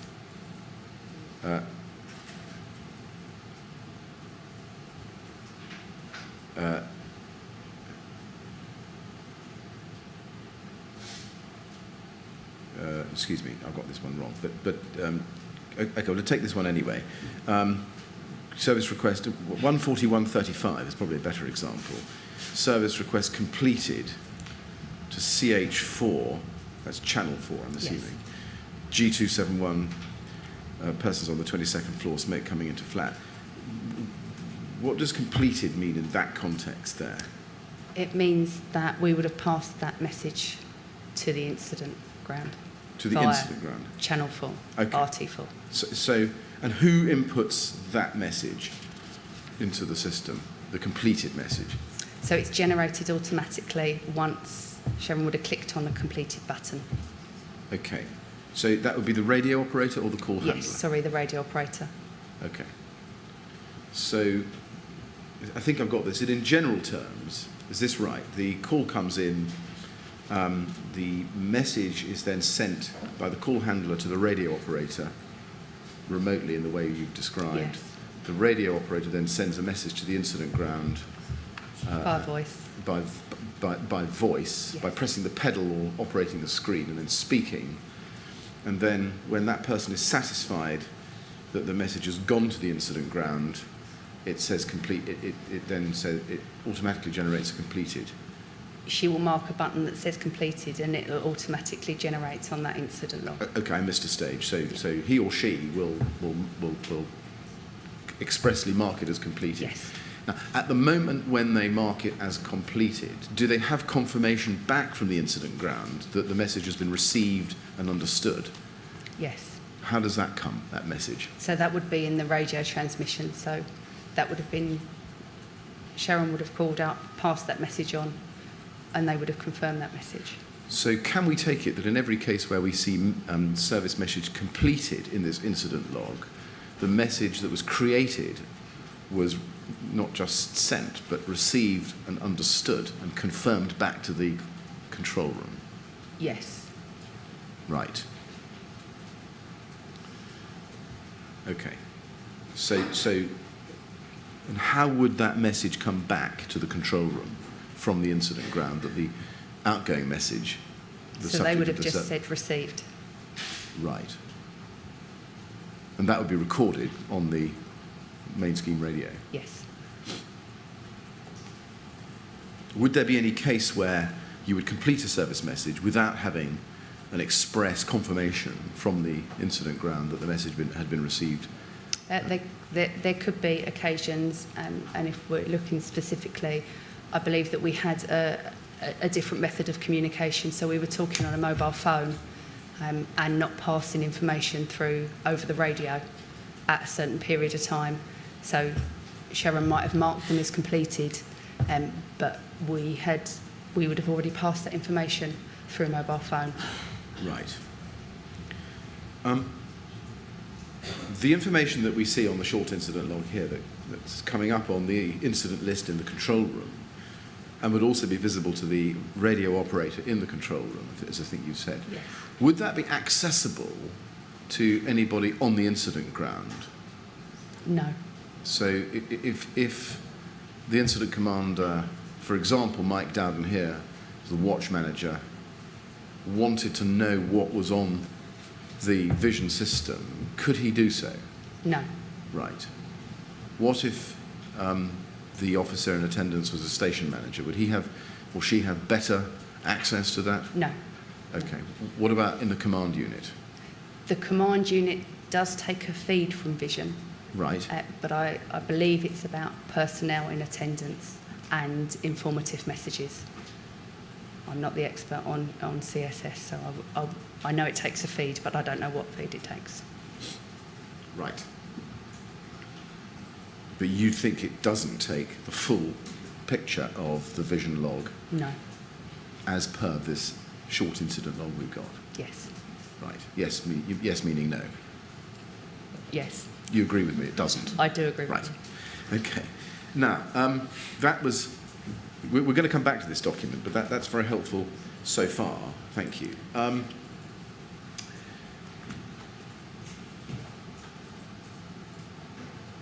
Can I then go back to the facilities at Merton as opposed to Stratford? Yes. What facilities did Stratford not have that Merton did have? Do you know? So we have a tool at Merton Control called a data capture tool, a DCT we refer to it. It's a standalone system and it enables some of our supervisors to view an overview of London and to see during an incident if they need to make some cover moves to ensure that we've got sufficient fire cover. Right, I see. So we didn't have that at Stratford on the night. Okay. And what does that... I think you've explained it. That is this right? It tells you where you need to provide extra cover because you've got demand. Yes, it's an aid that will show where our fire cover is lacking and that we need to send standby appliances in to cover. So it's to smooth out demand? Yes. Okay. And anything else? Anything else that Stratford doesn't have that Merton does? It has a television.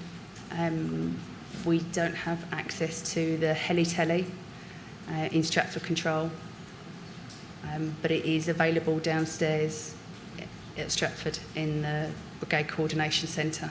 Right. And actually it's very hard to get a link into our control room at the moment. A heli-telly link? Yes. Into Merton Control Room. Right, why is that? It's available upstairs in our Brigade Coordination Centre, but not available on our TV feeds. Right. And at Stratford, the same? Same, yes. In general terms, was that a problem on the night? I didn't notice that it was a problem, and we had one of our radios linked in with the police helicopter that was up, so we heard traffic from them. Yes.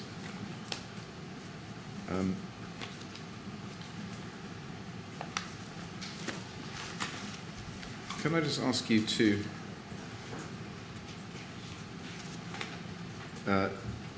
look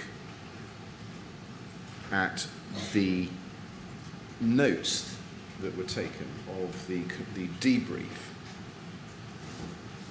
the control room debrief that were taken at the in the aftermath of the fire, and these are at tab 54 of the documents bundle, and this is LFB *00113. I'm going to come back to this document a few times during our discussion, but I just want to show you this. This is a manuscript document. It's up there on the screen. There's also a typed version of it, which is slightly shorter.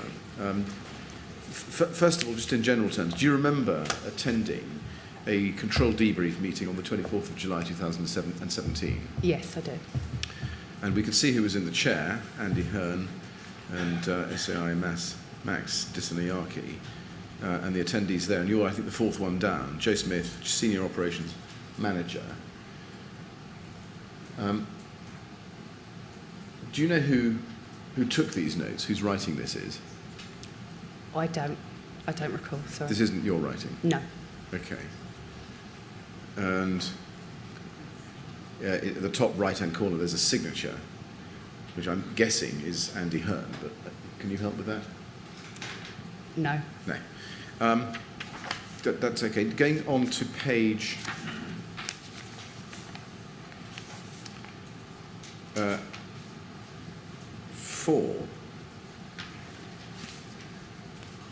of this document, 3/4 of the way down.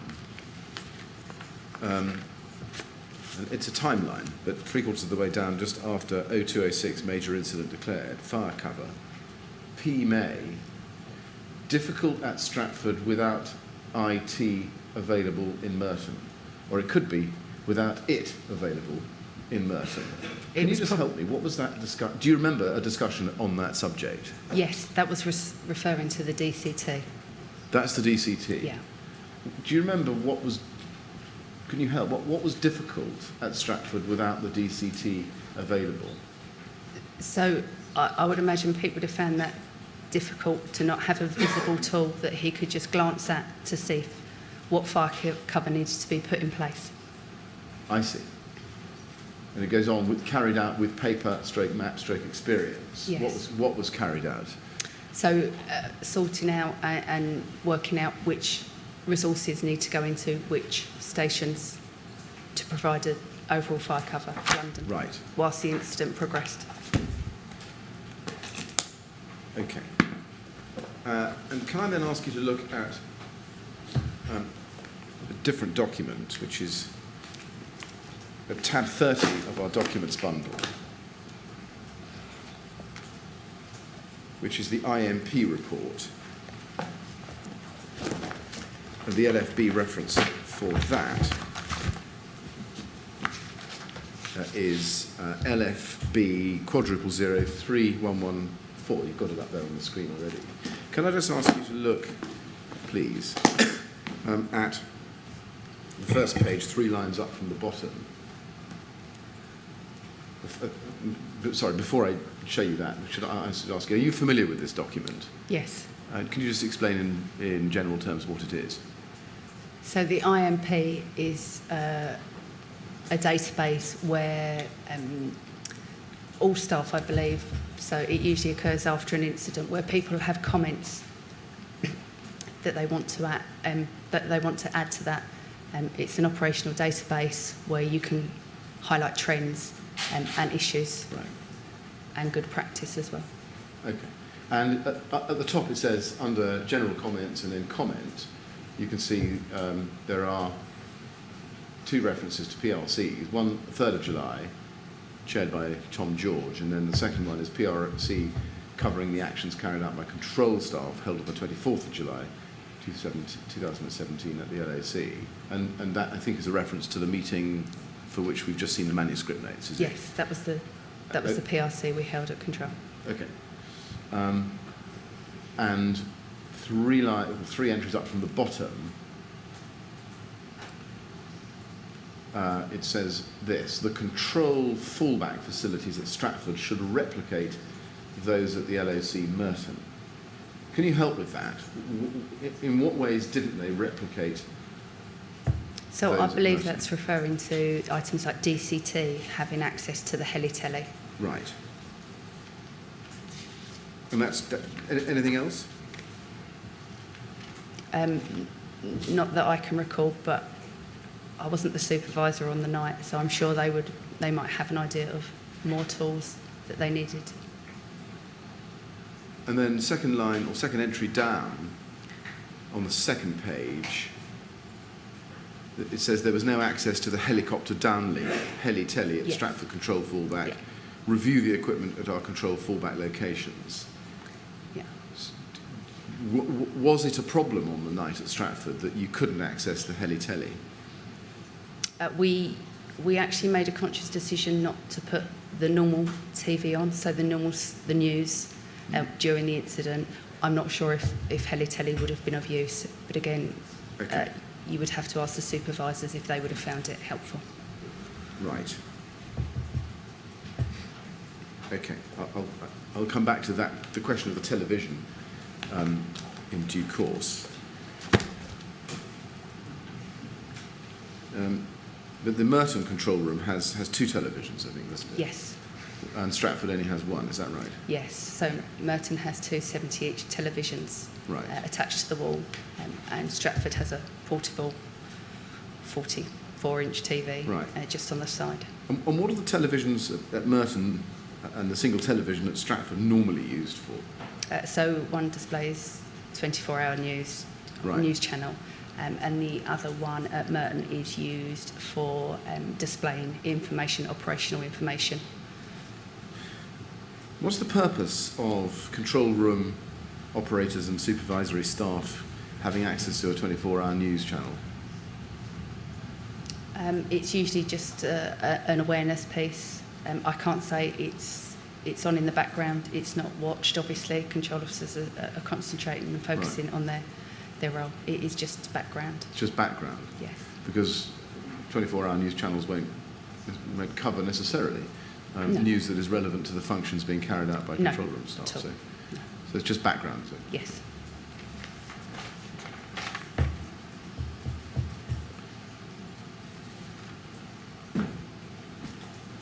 In terms of the television, is it normally useful to provide the control room with a visual picture of an incident as it's unfolding? It's not something that we're used to at all. So I would say it's not required. No. I mean, there are witnesses or people who have given witness statements to the inquiry, Alex Norman and Yvonne Adams, who say that it would help them, or would have helped them, to have had a picture of what was going on at Grenfell Tower, to see how the fire was escalating, in order to be able to inform their advice that they were giving to callers.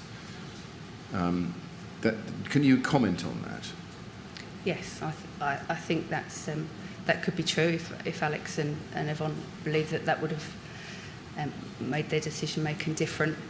But there was, I believe, I talked to some of the supervisors, and there was a conscious decision not to turn on the television. Yes. And mainly because we were overrun with talking to those callers, and our control staff were talking to them, trying to keep them calm, trying to support them in horrific circumstances. A number of us felt it was detrimental to have that on the screen whilst they were talking to callers. Okay. Let me take that just a little bit more slowly. First of all, can I just ask you to look at your statement at page 5?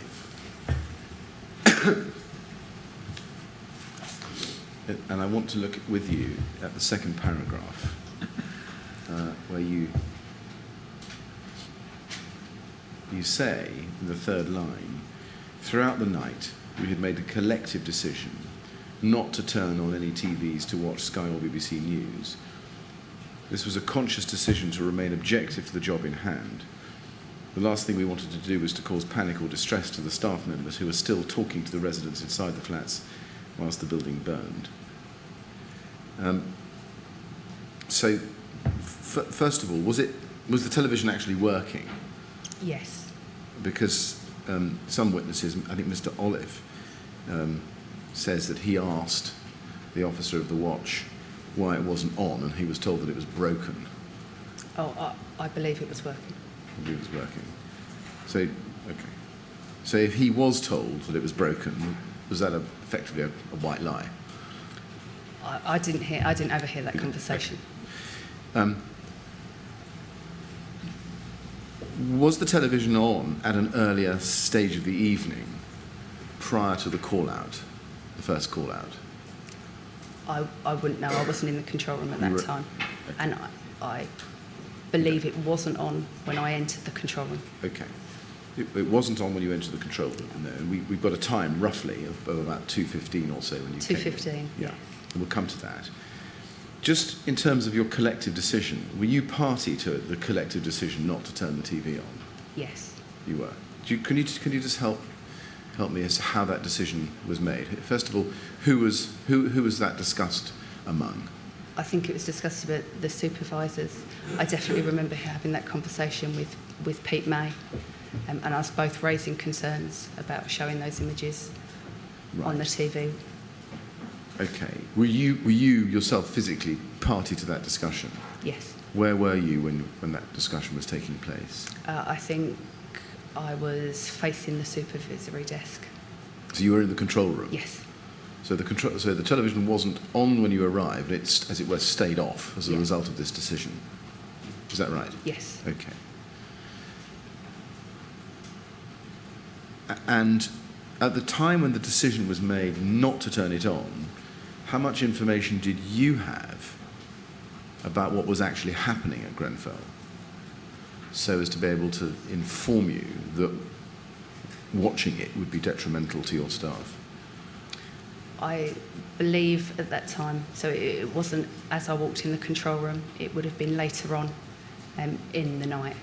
And I believe one of our operations managers or a member of staff had already seen some of the images on Twitter for us to know that would have been detrimental.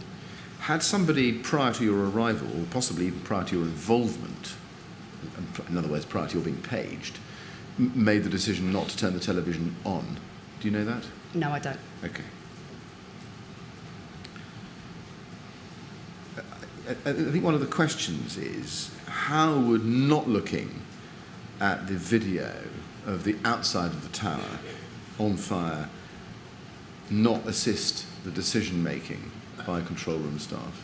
I think you might need to rephrase that, Mr. Miller. There were at least two negatives in that question. Right. Thank you. All right. I'll try and resist, confine it to one. Why wouldn't looking at the video or visual images of the tower on fire not help your staff in making the decisions they had to make? Do you understand that one? I think so. Okay. I'm going for 12 days and haven't had a double negative. Okay, let me try again. Wouldn't it help to see the tower on fire? Again, it's not something we're used to, seeing images from the incident or having a visual of the incident.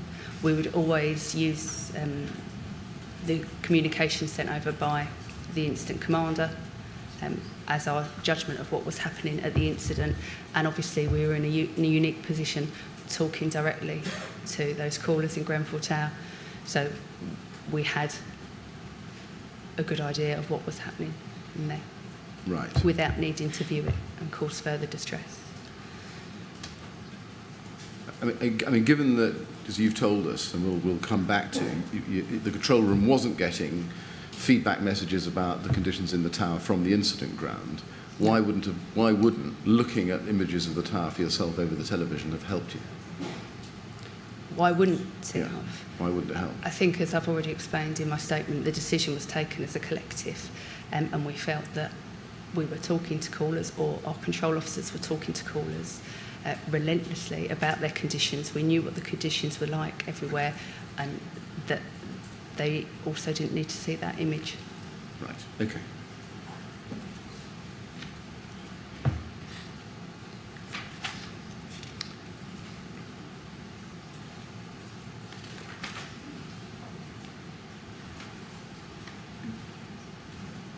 Just going back to the question of buddy control rooms. Yes. It's a question I should have asked you earlier on. Are you okay? Would you like a, Yes. would you like a break? No, I'm fine. Yeah? Yeah. Okay. Buddy control rooms. When a buddy control room like Surrey or North West get involved, do they get some kind of briefing as to the stage at which the incident has reached? No, not necessarily, because it happens dynamically, it happens really quickly. Right. So the first we'd know about it would be a telephone call from BT on our critical line, which is separate from our ICS and our other communication systems. Right. And they would ring us and tell us that they've had callers in a queue for a period of time, and that they were then starting to divert them. Okay. So you get a call from BT on your critical line. Yes. What is that critical line? I think it's the first we've heard about that. So it's a telephone in the control room. We have one at Merton, one at Stratford, right, that has a unique single number that we provide to BT and to the Metropolitan Police should they need to contact us urgently. And also to the buddy control rooms? No, the buddy control rooms have a different number that they can access on. Access okay. us. Right. And can those buddy control rooms communicate directly with the incident ground, or do they have to go through, in this case, Stratford? Yes, they have to come into the control room. They can't directly talk to the incident ground. Yes, I see. And how do they get their information about the incident? So sometimes the BT operator would explain during a handover process that London are busy taking calls to an incident, explain what that incident is before passing it on to the buddy control room. I see, okay. And if there are updates from the incident, such as the incident commander declares a major incident, or a make-up of pumps, yes, how does that information get fed back to the buddy control rooms? That would be by our control. It wouldn't happen on every occasion. I see. Okay. And how would a buddy control room know about any updates from the incident about, for example, a change in the advice being given by Stratford to callers? So that would be down to control to inform them. I see. Okay. Mr. Chairman, I'm about to turn to a different topic, but it may be useful to have a short break now, if we can, and yes, I can run a little bit longer to lunch, if that's convenient to you and to the witness. Well, how are you feeling? Would you like to have a short break now? Yes, please. Probably be a good idea, wouldn't it? Right. We'll take 10 minutes out then, back at 25 to 1, please, and no talking to anyone while you're, at least not about your evidence, that is. Thank you very much. Would you like to go to the usher, please?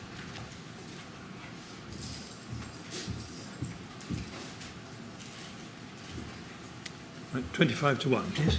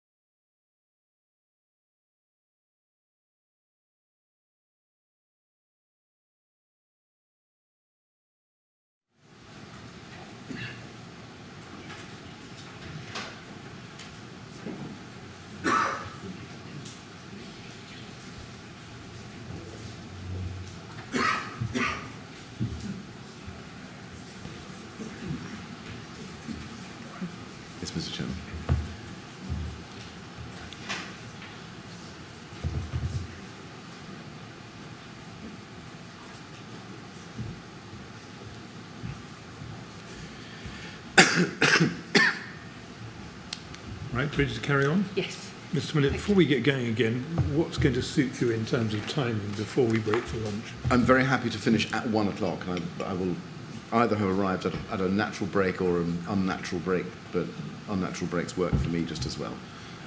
All right. Yes, thank you very All right. much. Ms. Smith, can I Yes. go back to the question of buddy control rooms, if I can? Sorry. That's all right. And I want to do this by way of an example, if I can. Could you be shown, please, the operational response report, which is an LFB report dated the 24th of May, and go to page 79.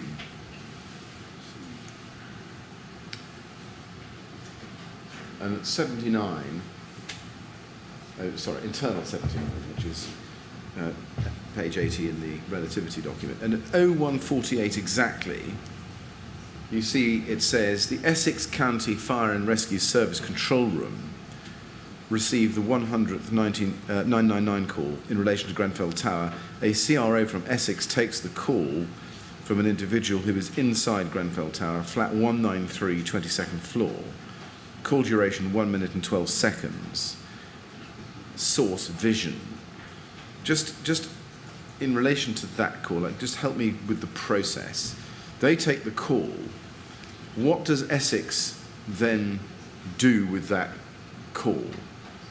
So they would immediately ring London Control and pass that information to us. Now, just on that, first of all, you say they would ring London Control. Yes. Would that be on a telephone or Yes, by radio? telephone. And would that be to the dedicated line used for BT or to the dedicated line used for Essex? They could use either, but they would, I would presume, they used our direct line that we have with our neighbouring brigade, so they would have come up and on our X they would have appeared as Essex Fire Brigade. Right. And we've looked at Surrey, we talked about North West, we've now got Essex. Do they all have access to the same single line, or do they each have their own dedicated lines? Our surrounding fire and rescue services have their each dedicated line. They each have their own. There's a Yes. specific number for Essex For and a them different to- specific number for North West. Yes. Okay. And they would ring. Who would answer the telephone? A control officer. Control Taker, officer. Would yeah. that be one of the... I see. So any control officer in the room, not a supervisor. A supervisor could answer the phone if everyone else was busy. Right. And would that call come through to a physical telephone sitting on a desk, or would it come through... It would come through to the X, so I the see. communication system we use. So just like any other 999 call from a Yes. caller? Yes, it would just be labelled that it would be from Essex Fire Brigade. I see, okay. And in terms of the message that Essex CRO or CR would pass on, I mean, where would they record what they'd heard? Or how would they record that? So they would record that on their mobilising system. Right. And then they would telephone and they would pass a message over orally, verbally to... Yes, yes. Right. To London Control. At London Control, a control officer would create an incident Right. and put the details down that Essex were providing us. And would Essex be able to send the message that they'd recorded electronically to you, or would it be they would rely on the telephone? They would rely on the telephone. Okay. And then the operator at the other end of the telephone would then create a service message in the same way as they would with any other 999 call? Yes, so they'd create an incident, they'd complete the call collection form and create an incident of it, Right. and then add that incident to the larger incident. But the Stratford control room officer receiving information from Essex was essentially getting the 999 callers' information Yes. at second hand. Yes. That's right. What safeguards or systems are there to ensure that that information is complete and accurate? Well, with regard to the fire survival guidance calls, again, the document 1093 is still extant and is a national guidance document for all control staff.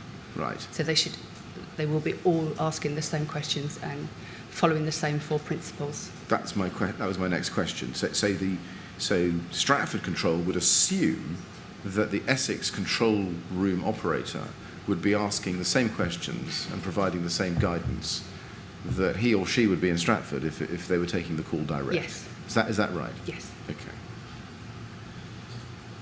And would that include establishing the numbers of people in the flat? Yes, I would imagine that they would have asked the number of people inside. You say you would imagine. Is that because that's required by the policy? The policy mentions it and asks for that, so I imagine they would have followed that process if they were talking. It's only 1 minute and 12 seconds, the call. Well, It's not that very long in duration to get all that information out. No. So I couldn't. No, it's not. And what about information in relation to children in the flat or persons with mobility difficulties or other physical difficulties? Well, again, when, according to the policy 1093 asks if the caller can't get out, why can't they get out? And part of that is if they have mobility issues or if it's just smoke maybe that's preventing them. Right. So we do explore that area.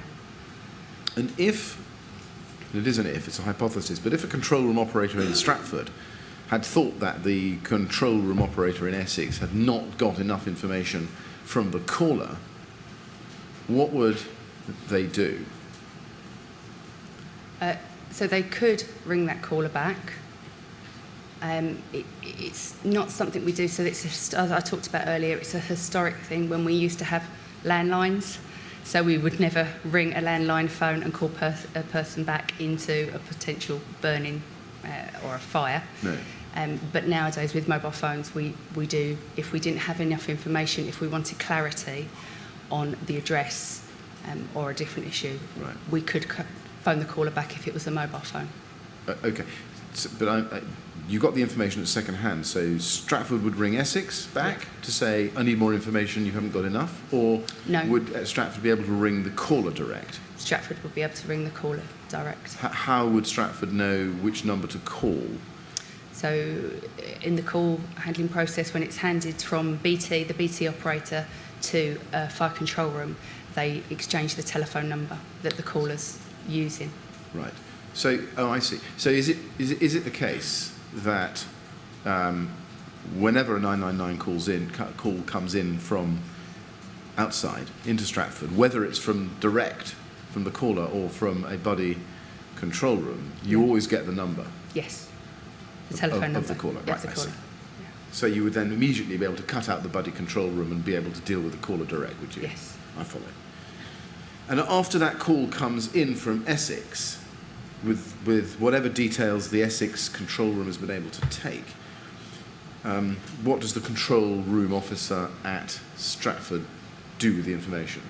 So they would have created an incident with that information to make sure that's logged, and depending on what information was passed by Essex, they would have either passed that to the radio operator via a service request if it needed to go to the incident, or actioned it themselves if it needed an additional mobilisation. Right.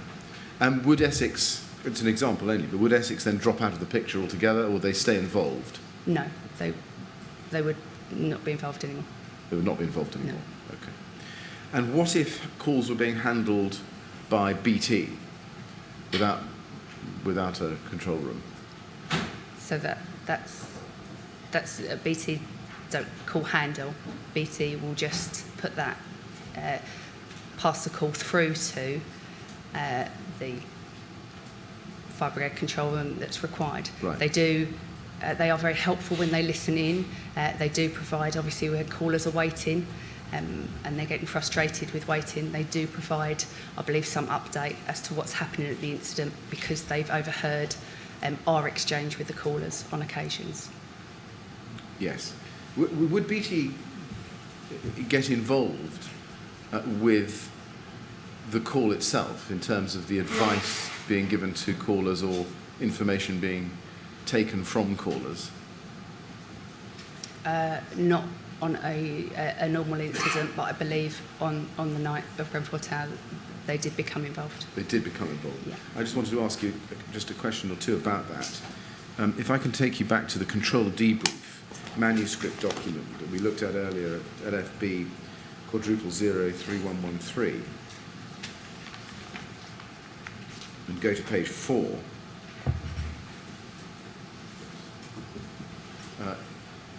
This is 4/5 of the way down the page. It says critical line, police and BT taking FSG, and then there's an asterisk, and it says did not know guidance. Other FRS did know FSG guidance. Do you remember the discussion at the control debrief about that subject? Not really. I could assume what those comments meant, but I can't remember the specific discussion we had. Do you remember yourself any particular difficulties encountered on the night because BT and the police, as it says there, didn't know guidance? So I don't recall ever talking to the police and hearing the police pass back information to our control room, but that wouldn't be unusual. I do recall talking to BT throughout the night during that incident.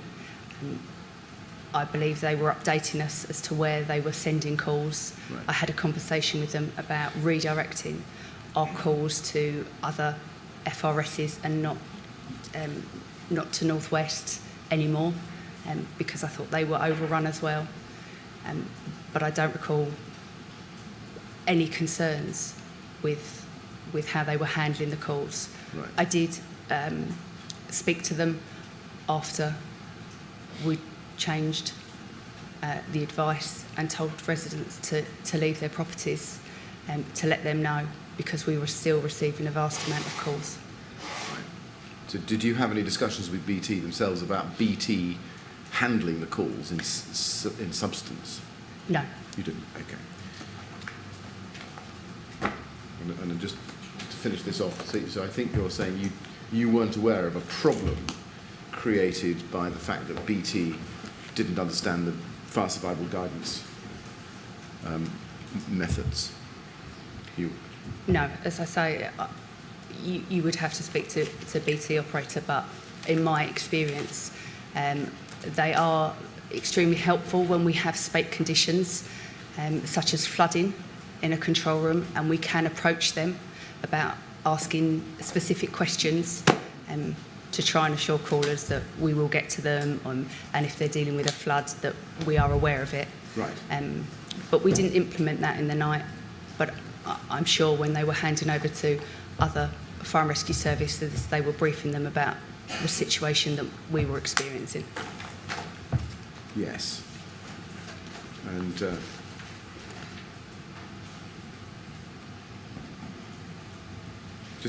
yes, you refer to spate conditions. That's an accepted expression, Yes. I think, in the LFB for lots of FSG calls, or lots of 999 calls. Lots of 999 calls in a prolonged period of time, so it's a National Fire Control Room term.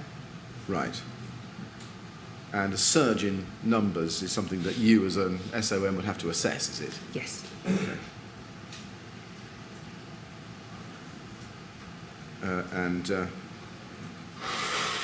At that stage, would you then liaise with BT when there Yes. were spate conditions? Yes, that would be normal practice. And would it be normal practice when you did liaise with BT to tell BT what the conditions were like inside the building, as far as you knew them? No, not necessarily, but they would have picked that up. Like I say, they do hang on. They do make sure our calls are connected to the right service. So they would have picked up from people talking to them themselves what the conditions were like. Right. And during spate conditions, would it be the case that BT operators would themselves be handling calls, giving FSG advice? It tends to happen with flooding. So if we had a large amount of flooding being experienced in one area, we would ring them. We would tell them that obviously we're receiving calls for a large amount of flooding, and we would ask them maybe to ask the callers a couple of questions to assess the situation. Obviously, when a caller rings up, it just forms in a queue on our X, and we answer it systematically. So we don't know if they're ringing for flooding or they're ringing for a fire or they've got someone trapped. So again, it's really answering every call as quickly as we can. Yes, I see. Okay. Can I then ask you to look at your statement? We're going to talk about FSG now. At page 2 of your statement, you explain what fire survival guidance is, halfway down page 2, the middle paragraph. And you say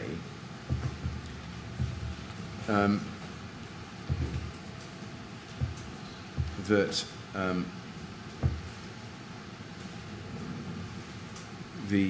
by reference to the training, there are four key principles: assessing the situation, offering advice, protecting the caller, and providing rescue options. Yes.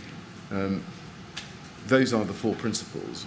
What determines when a call, or if a call is at FSG? So when the control officer is on the phone to a caller and the caller indicates that they cannot leave Right. their premises by regular means Okay. due to fire, heat or smoke. And that's the next sentence of your statement, is it? You say these principles come into force once the caller has indicated that they cannot get out of their home. Yes. Okay. And would you rely on the caller to tell you that they're trapped and can't get out of their home, or would the control room officer ask them and probe with the caller as to what the conditions are like and whether they can escape? In my experience, the majority of callers would volunteer that information if they couldn't leave their premise, if they felt they couldn't leave. Right. But we would also ask them. Okay. Can we look at policy 790, which is one of the 2 you referred to this morning? And that's in tab 5 of the policies bundle. Fire survival guidance calls reviewed as at current 17th of April 2014. And can I ask you to look at paragraph 2, first of all? Fire survival guidance call definition. And it's set out there. And what I want just to focus on is paragraph 2.3. Responsibility rests with control to determine that FSG is taking place and not the fireground. The fireground will determine whether an incident should be treated as persons reported, not control. Now, control in determining that an FSG is taking place relies, it looks like, on that, only on the caller. Yes. That's right, is it? That's true.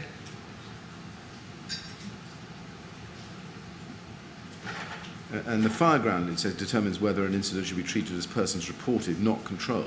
What's the difference between an FSG and persons reported? So a fire survival guidance call is that actually the control operator is talking to the caller and is maintaining contact with the caller, providing advice. A person's reported incident could be a call to a fire where a neighbour has mentioned that the caller or the occupier is still in the premise. Right. And fire survival guidance calls can come from any kind of building, can they? Doesn't Yes. need necessarily to be a high-rise. No. No. And is it simply one where the caller believes that they can't leave their premises due to the effects of fire? Yes. Heat Or or smoke. smoke. Heat or smoke. Okay. And that then defines it as an FSG, does it? Yes. Okay. And then what happens next? What does the control room operator do when they know that they are dealing with a fire survival guidance call? Say the person is unable to leave their premises due to the effects of fire, smoke or heat. So a number of actions, all at the same time. They still need to get their location, confirm their address. They still need to mobilise the fire engines whilst talking to that caller, relaying any personal information, so any information that the caller's given them, and volunteering to them.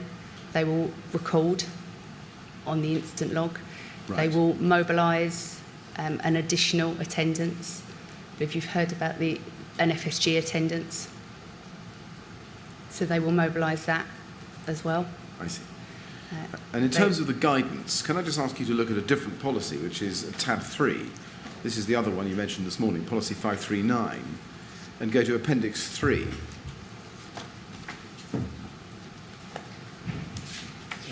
In fact, sorry, we will start with the introductory paragraph, which is at the bottom of page 11.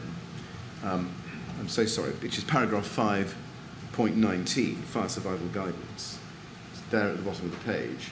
Detailed information, advice and guidance for control room officers is set out in accordance with Fire Service Circular 1093, Appendix A. Guidance can also be found in Appendix 3 of this policy, and reference information files, fire survival guidance. So that is in this policy, and this policy is current as of March 2014.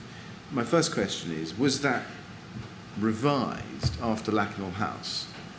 Yes. In what way was that part revised? We reiterated the principles of Fire Service Circular, the 4 principles we've covered. Okay. We provided additional questioning that control officers could use. Right. Okay. So just taking this in stages slightly, if we go to Appendix 3, which is introduced by paragraph 519, that's on page 16 of this policy. And could you just help me identify the guidance that's supposed to be given? I think, am I right in thinking that we pick it up at the 3rd paragraph down? Brigade control advise callers to get out and stay out.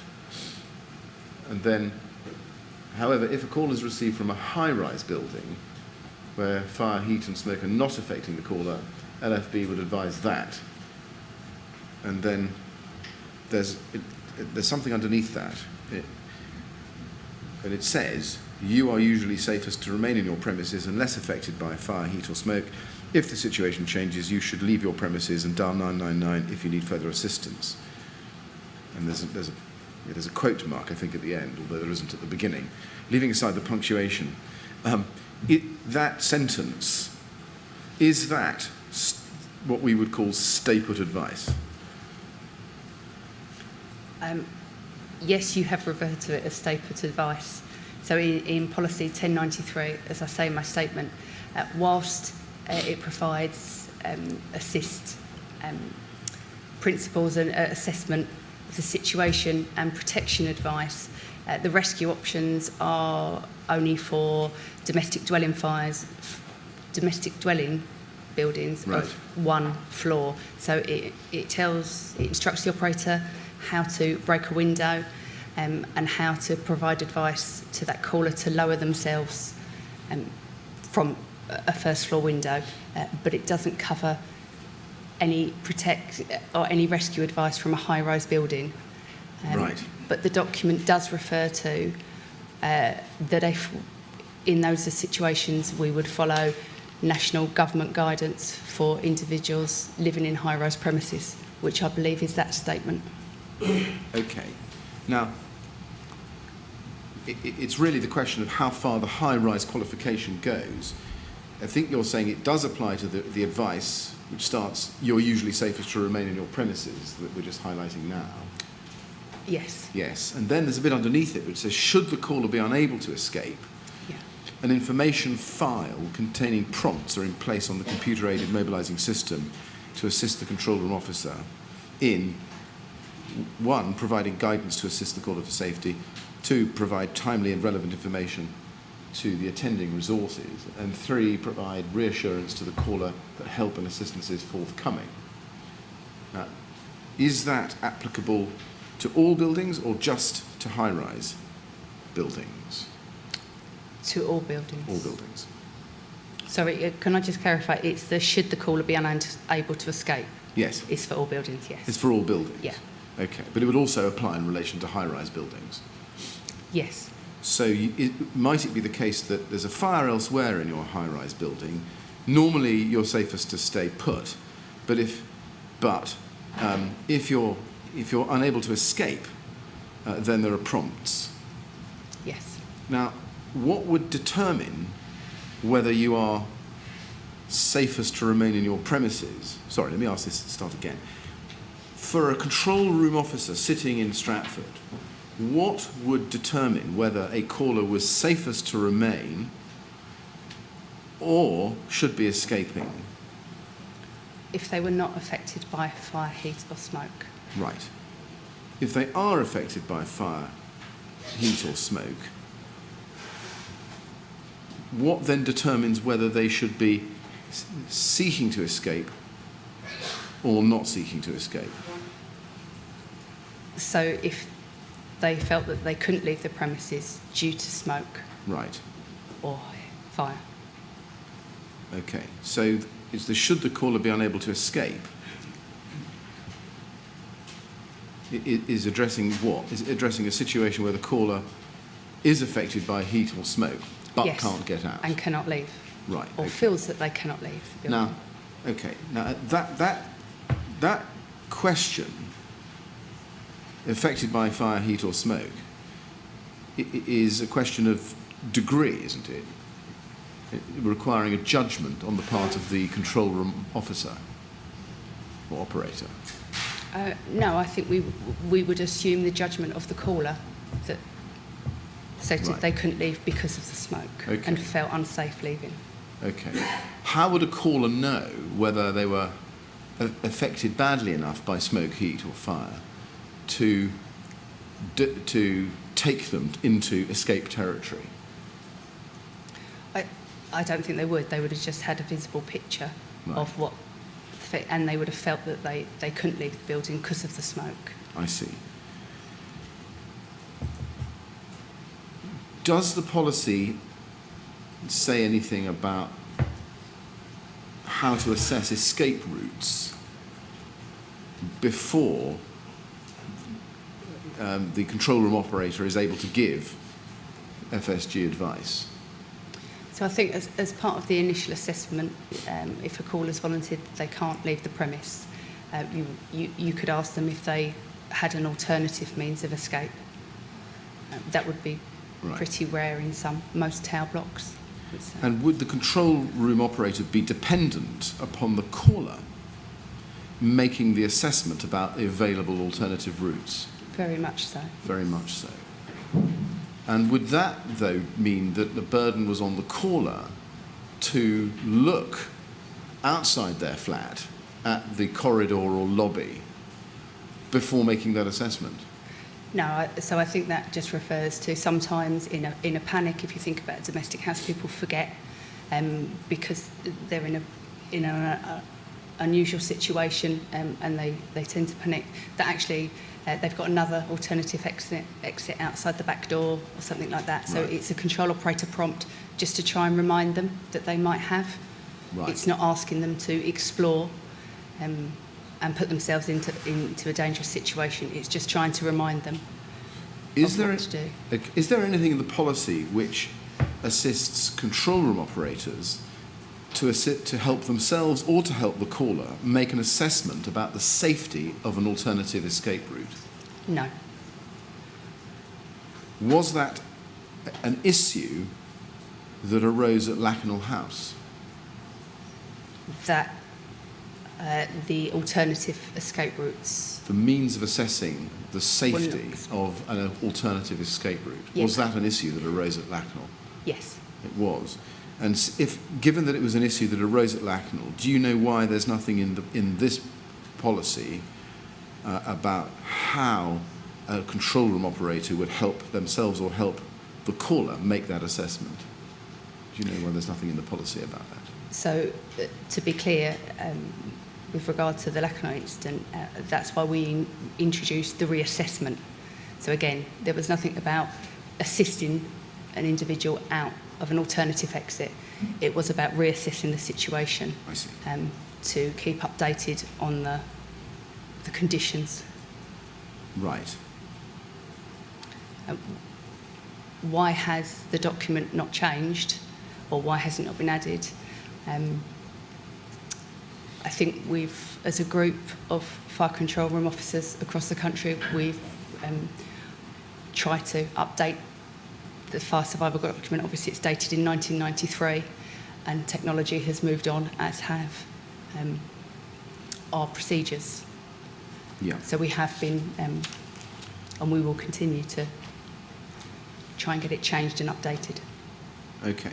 But at the moment, that's the extant guidance that we should follow. Yeah. And we can see the rest of the questions that are set out under that appendix. And I'm interested in the first one. It's escape, assess, protect and rescue. Before I go on, I'm so sorry, I should just say it's just gone 1 o'clock. Mr. Chairman, I've noticed the time. Can you sort of finish this line of questioning? Yes, the okay, next I will. Is that 5 all right? minutes? Yes. But I think we with must break at 1:15 in any event. We will, Is that certainly. All right. Are you all right to go on for another 5 minutes? Yes. Thank you. All right. Now, in Appendix 3, it says, just below halfway down, control room officers will always use the 4 principles of escape, assess, protect and rescue to provide guidance to these callers. Firstly, by assisting the caller to help identify a safe alternative escape route for them to leave their premises. Now, in that assessment, I'm sorry to focus back on it, how would a control room officer help the caller to identify a safe alternative escape route? So they would ask if they had an alternative exit, Right. if they could leave by any other means. And supposing alternative escape route, supposing there is only one escape route, but the caller doesn't know whether it's safe to use it or not, what happens then? Then I think, that whilst they were talking on the telephone to us, that they would say they didn't feel it was safe. So we would assess the situation and try and protect them. And then you've got, if this is not possible, assess the situation by asking the caller direct questions, and we can set those, you see those are set out. And then it says, protect the caller by providing current fire safety advice. What sort of thing would that be? Current fire safety advice? So that would be a list of questions. I don't know if they're under this example. So it would be about moving to the furthest room away from the fire or the smoke, to close the doors in between the fire, Right. the smoke, to stop the smoke from coming in around the door frames, to put down towels or blankets, to open a window if they could get fresh air into their room, Right. to get down low if the smoke was coming into the compartment that they were in, to cover their mouths with a wet cloth. And then reassure the caller and reassess the caller's situation. Yes. In terms of reassuring the caller, what would control room operators normally do or be trained to do? So to reassure the callers, to keep them updated on the situation. So I think they would say, it's like, we're on the way, the fire engines are on the way, the Right. firefighters are on the way, they're there, the Right. building. Just in terms of the firefighters are there in the building, that reassurance, is it the case that that reassurance would depend on up-to-date information coming back from the incident ground, from the building to the control room? Not necessarily. If the firefighters, we know when the firefighters are in attendance. It's true that we don't know what floors they are or what actions they're carrying out in the building, but we would confirm with the caller and try and reassure them that the fire crews are there. We wouldn't necessarily need to hear anything back from the incident to use that phrase. But all you would know, is this right, is that the firefighters are at the premises. You wouldn't know more precisely where they were in the premises or how close they were to the apartment where the caller was. No. So in terms of giving the reassurance, is it the case that that reassurance is actually based on quite limited information? I think it's based on the fact that in most incidents, especially the majority of our fire survival guidance calls that we take, the firefighters are there and have made contact with the caller Right. within 10 minutes of us being on the telephone to them. Sure. Understand. And then reassessing the caller's situation, you've got some questions that are there set out.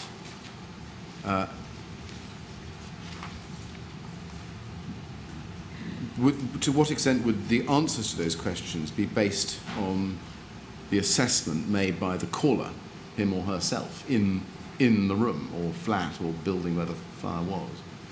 So that would be we would rely on the caller passing that information to us.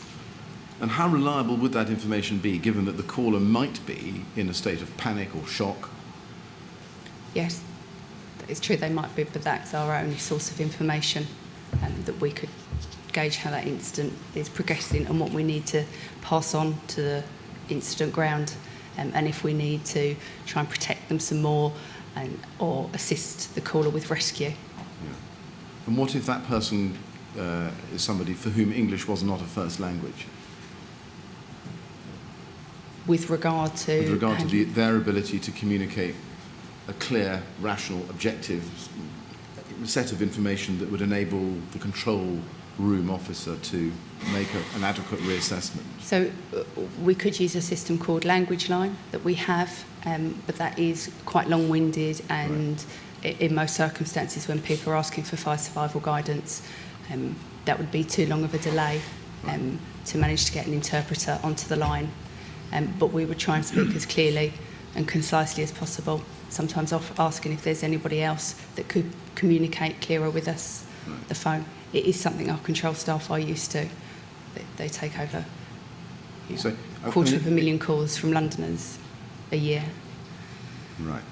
So in summary, is it the case that a control room officer who's handling a fire survival guidance call is very much dependent upon the clarity and quality of the information given by the caller, and very much not able to depend upon information given by the firefighters on the scene? So I'd say that with every 999 call, we are very much dependent on what the caller tells us, what their assessment of the situation is, where they believe that they are on the location, and what's going on for the incident. That happens on every occasion. No, I understand. Is that a convenient moment? I think it's a very convenient moment, yes. Thank you, Mr. Millett. We're going to break now until 2:15. Don't talk to anyone about your evidence or anything related to it, please, over the break. And if you'd like to go with the usher, she'll look after you. Thank you. All right? Thank you very much. Thank you very much.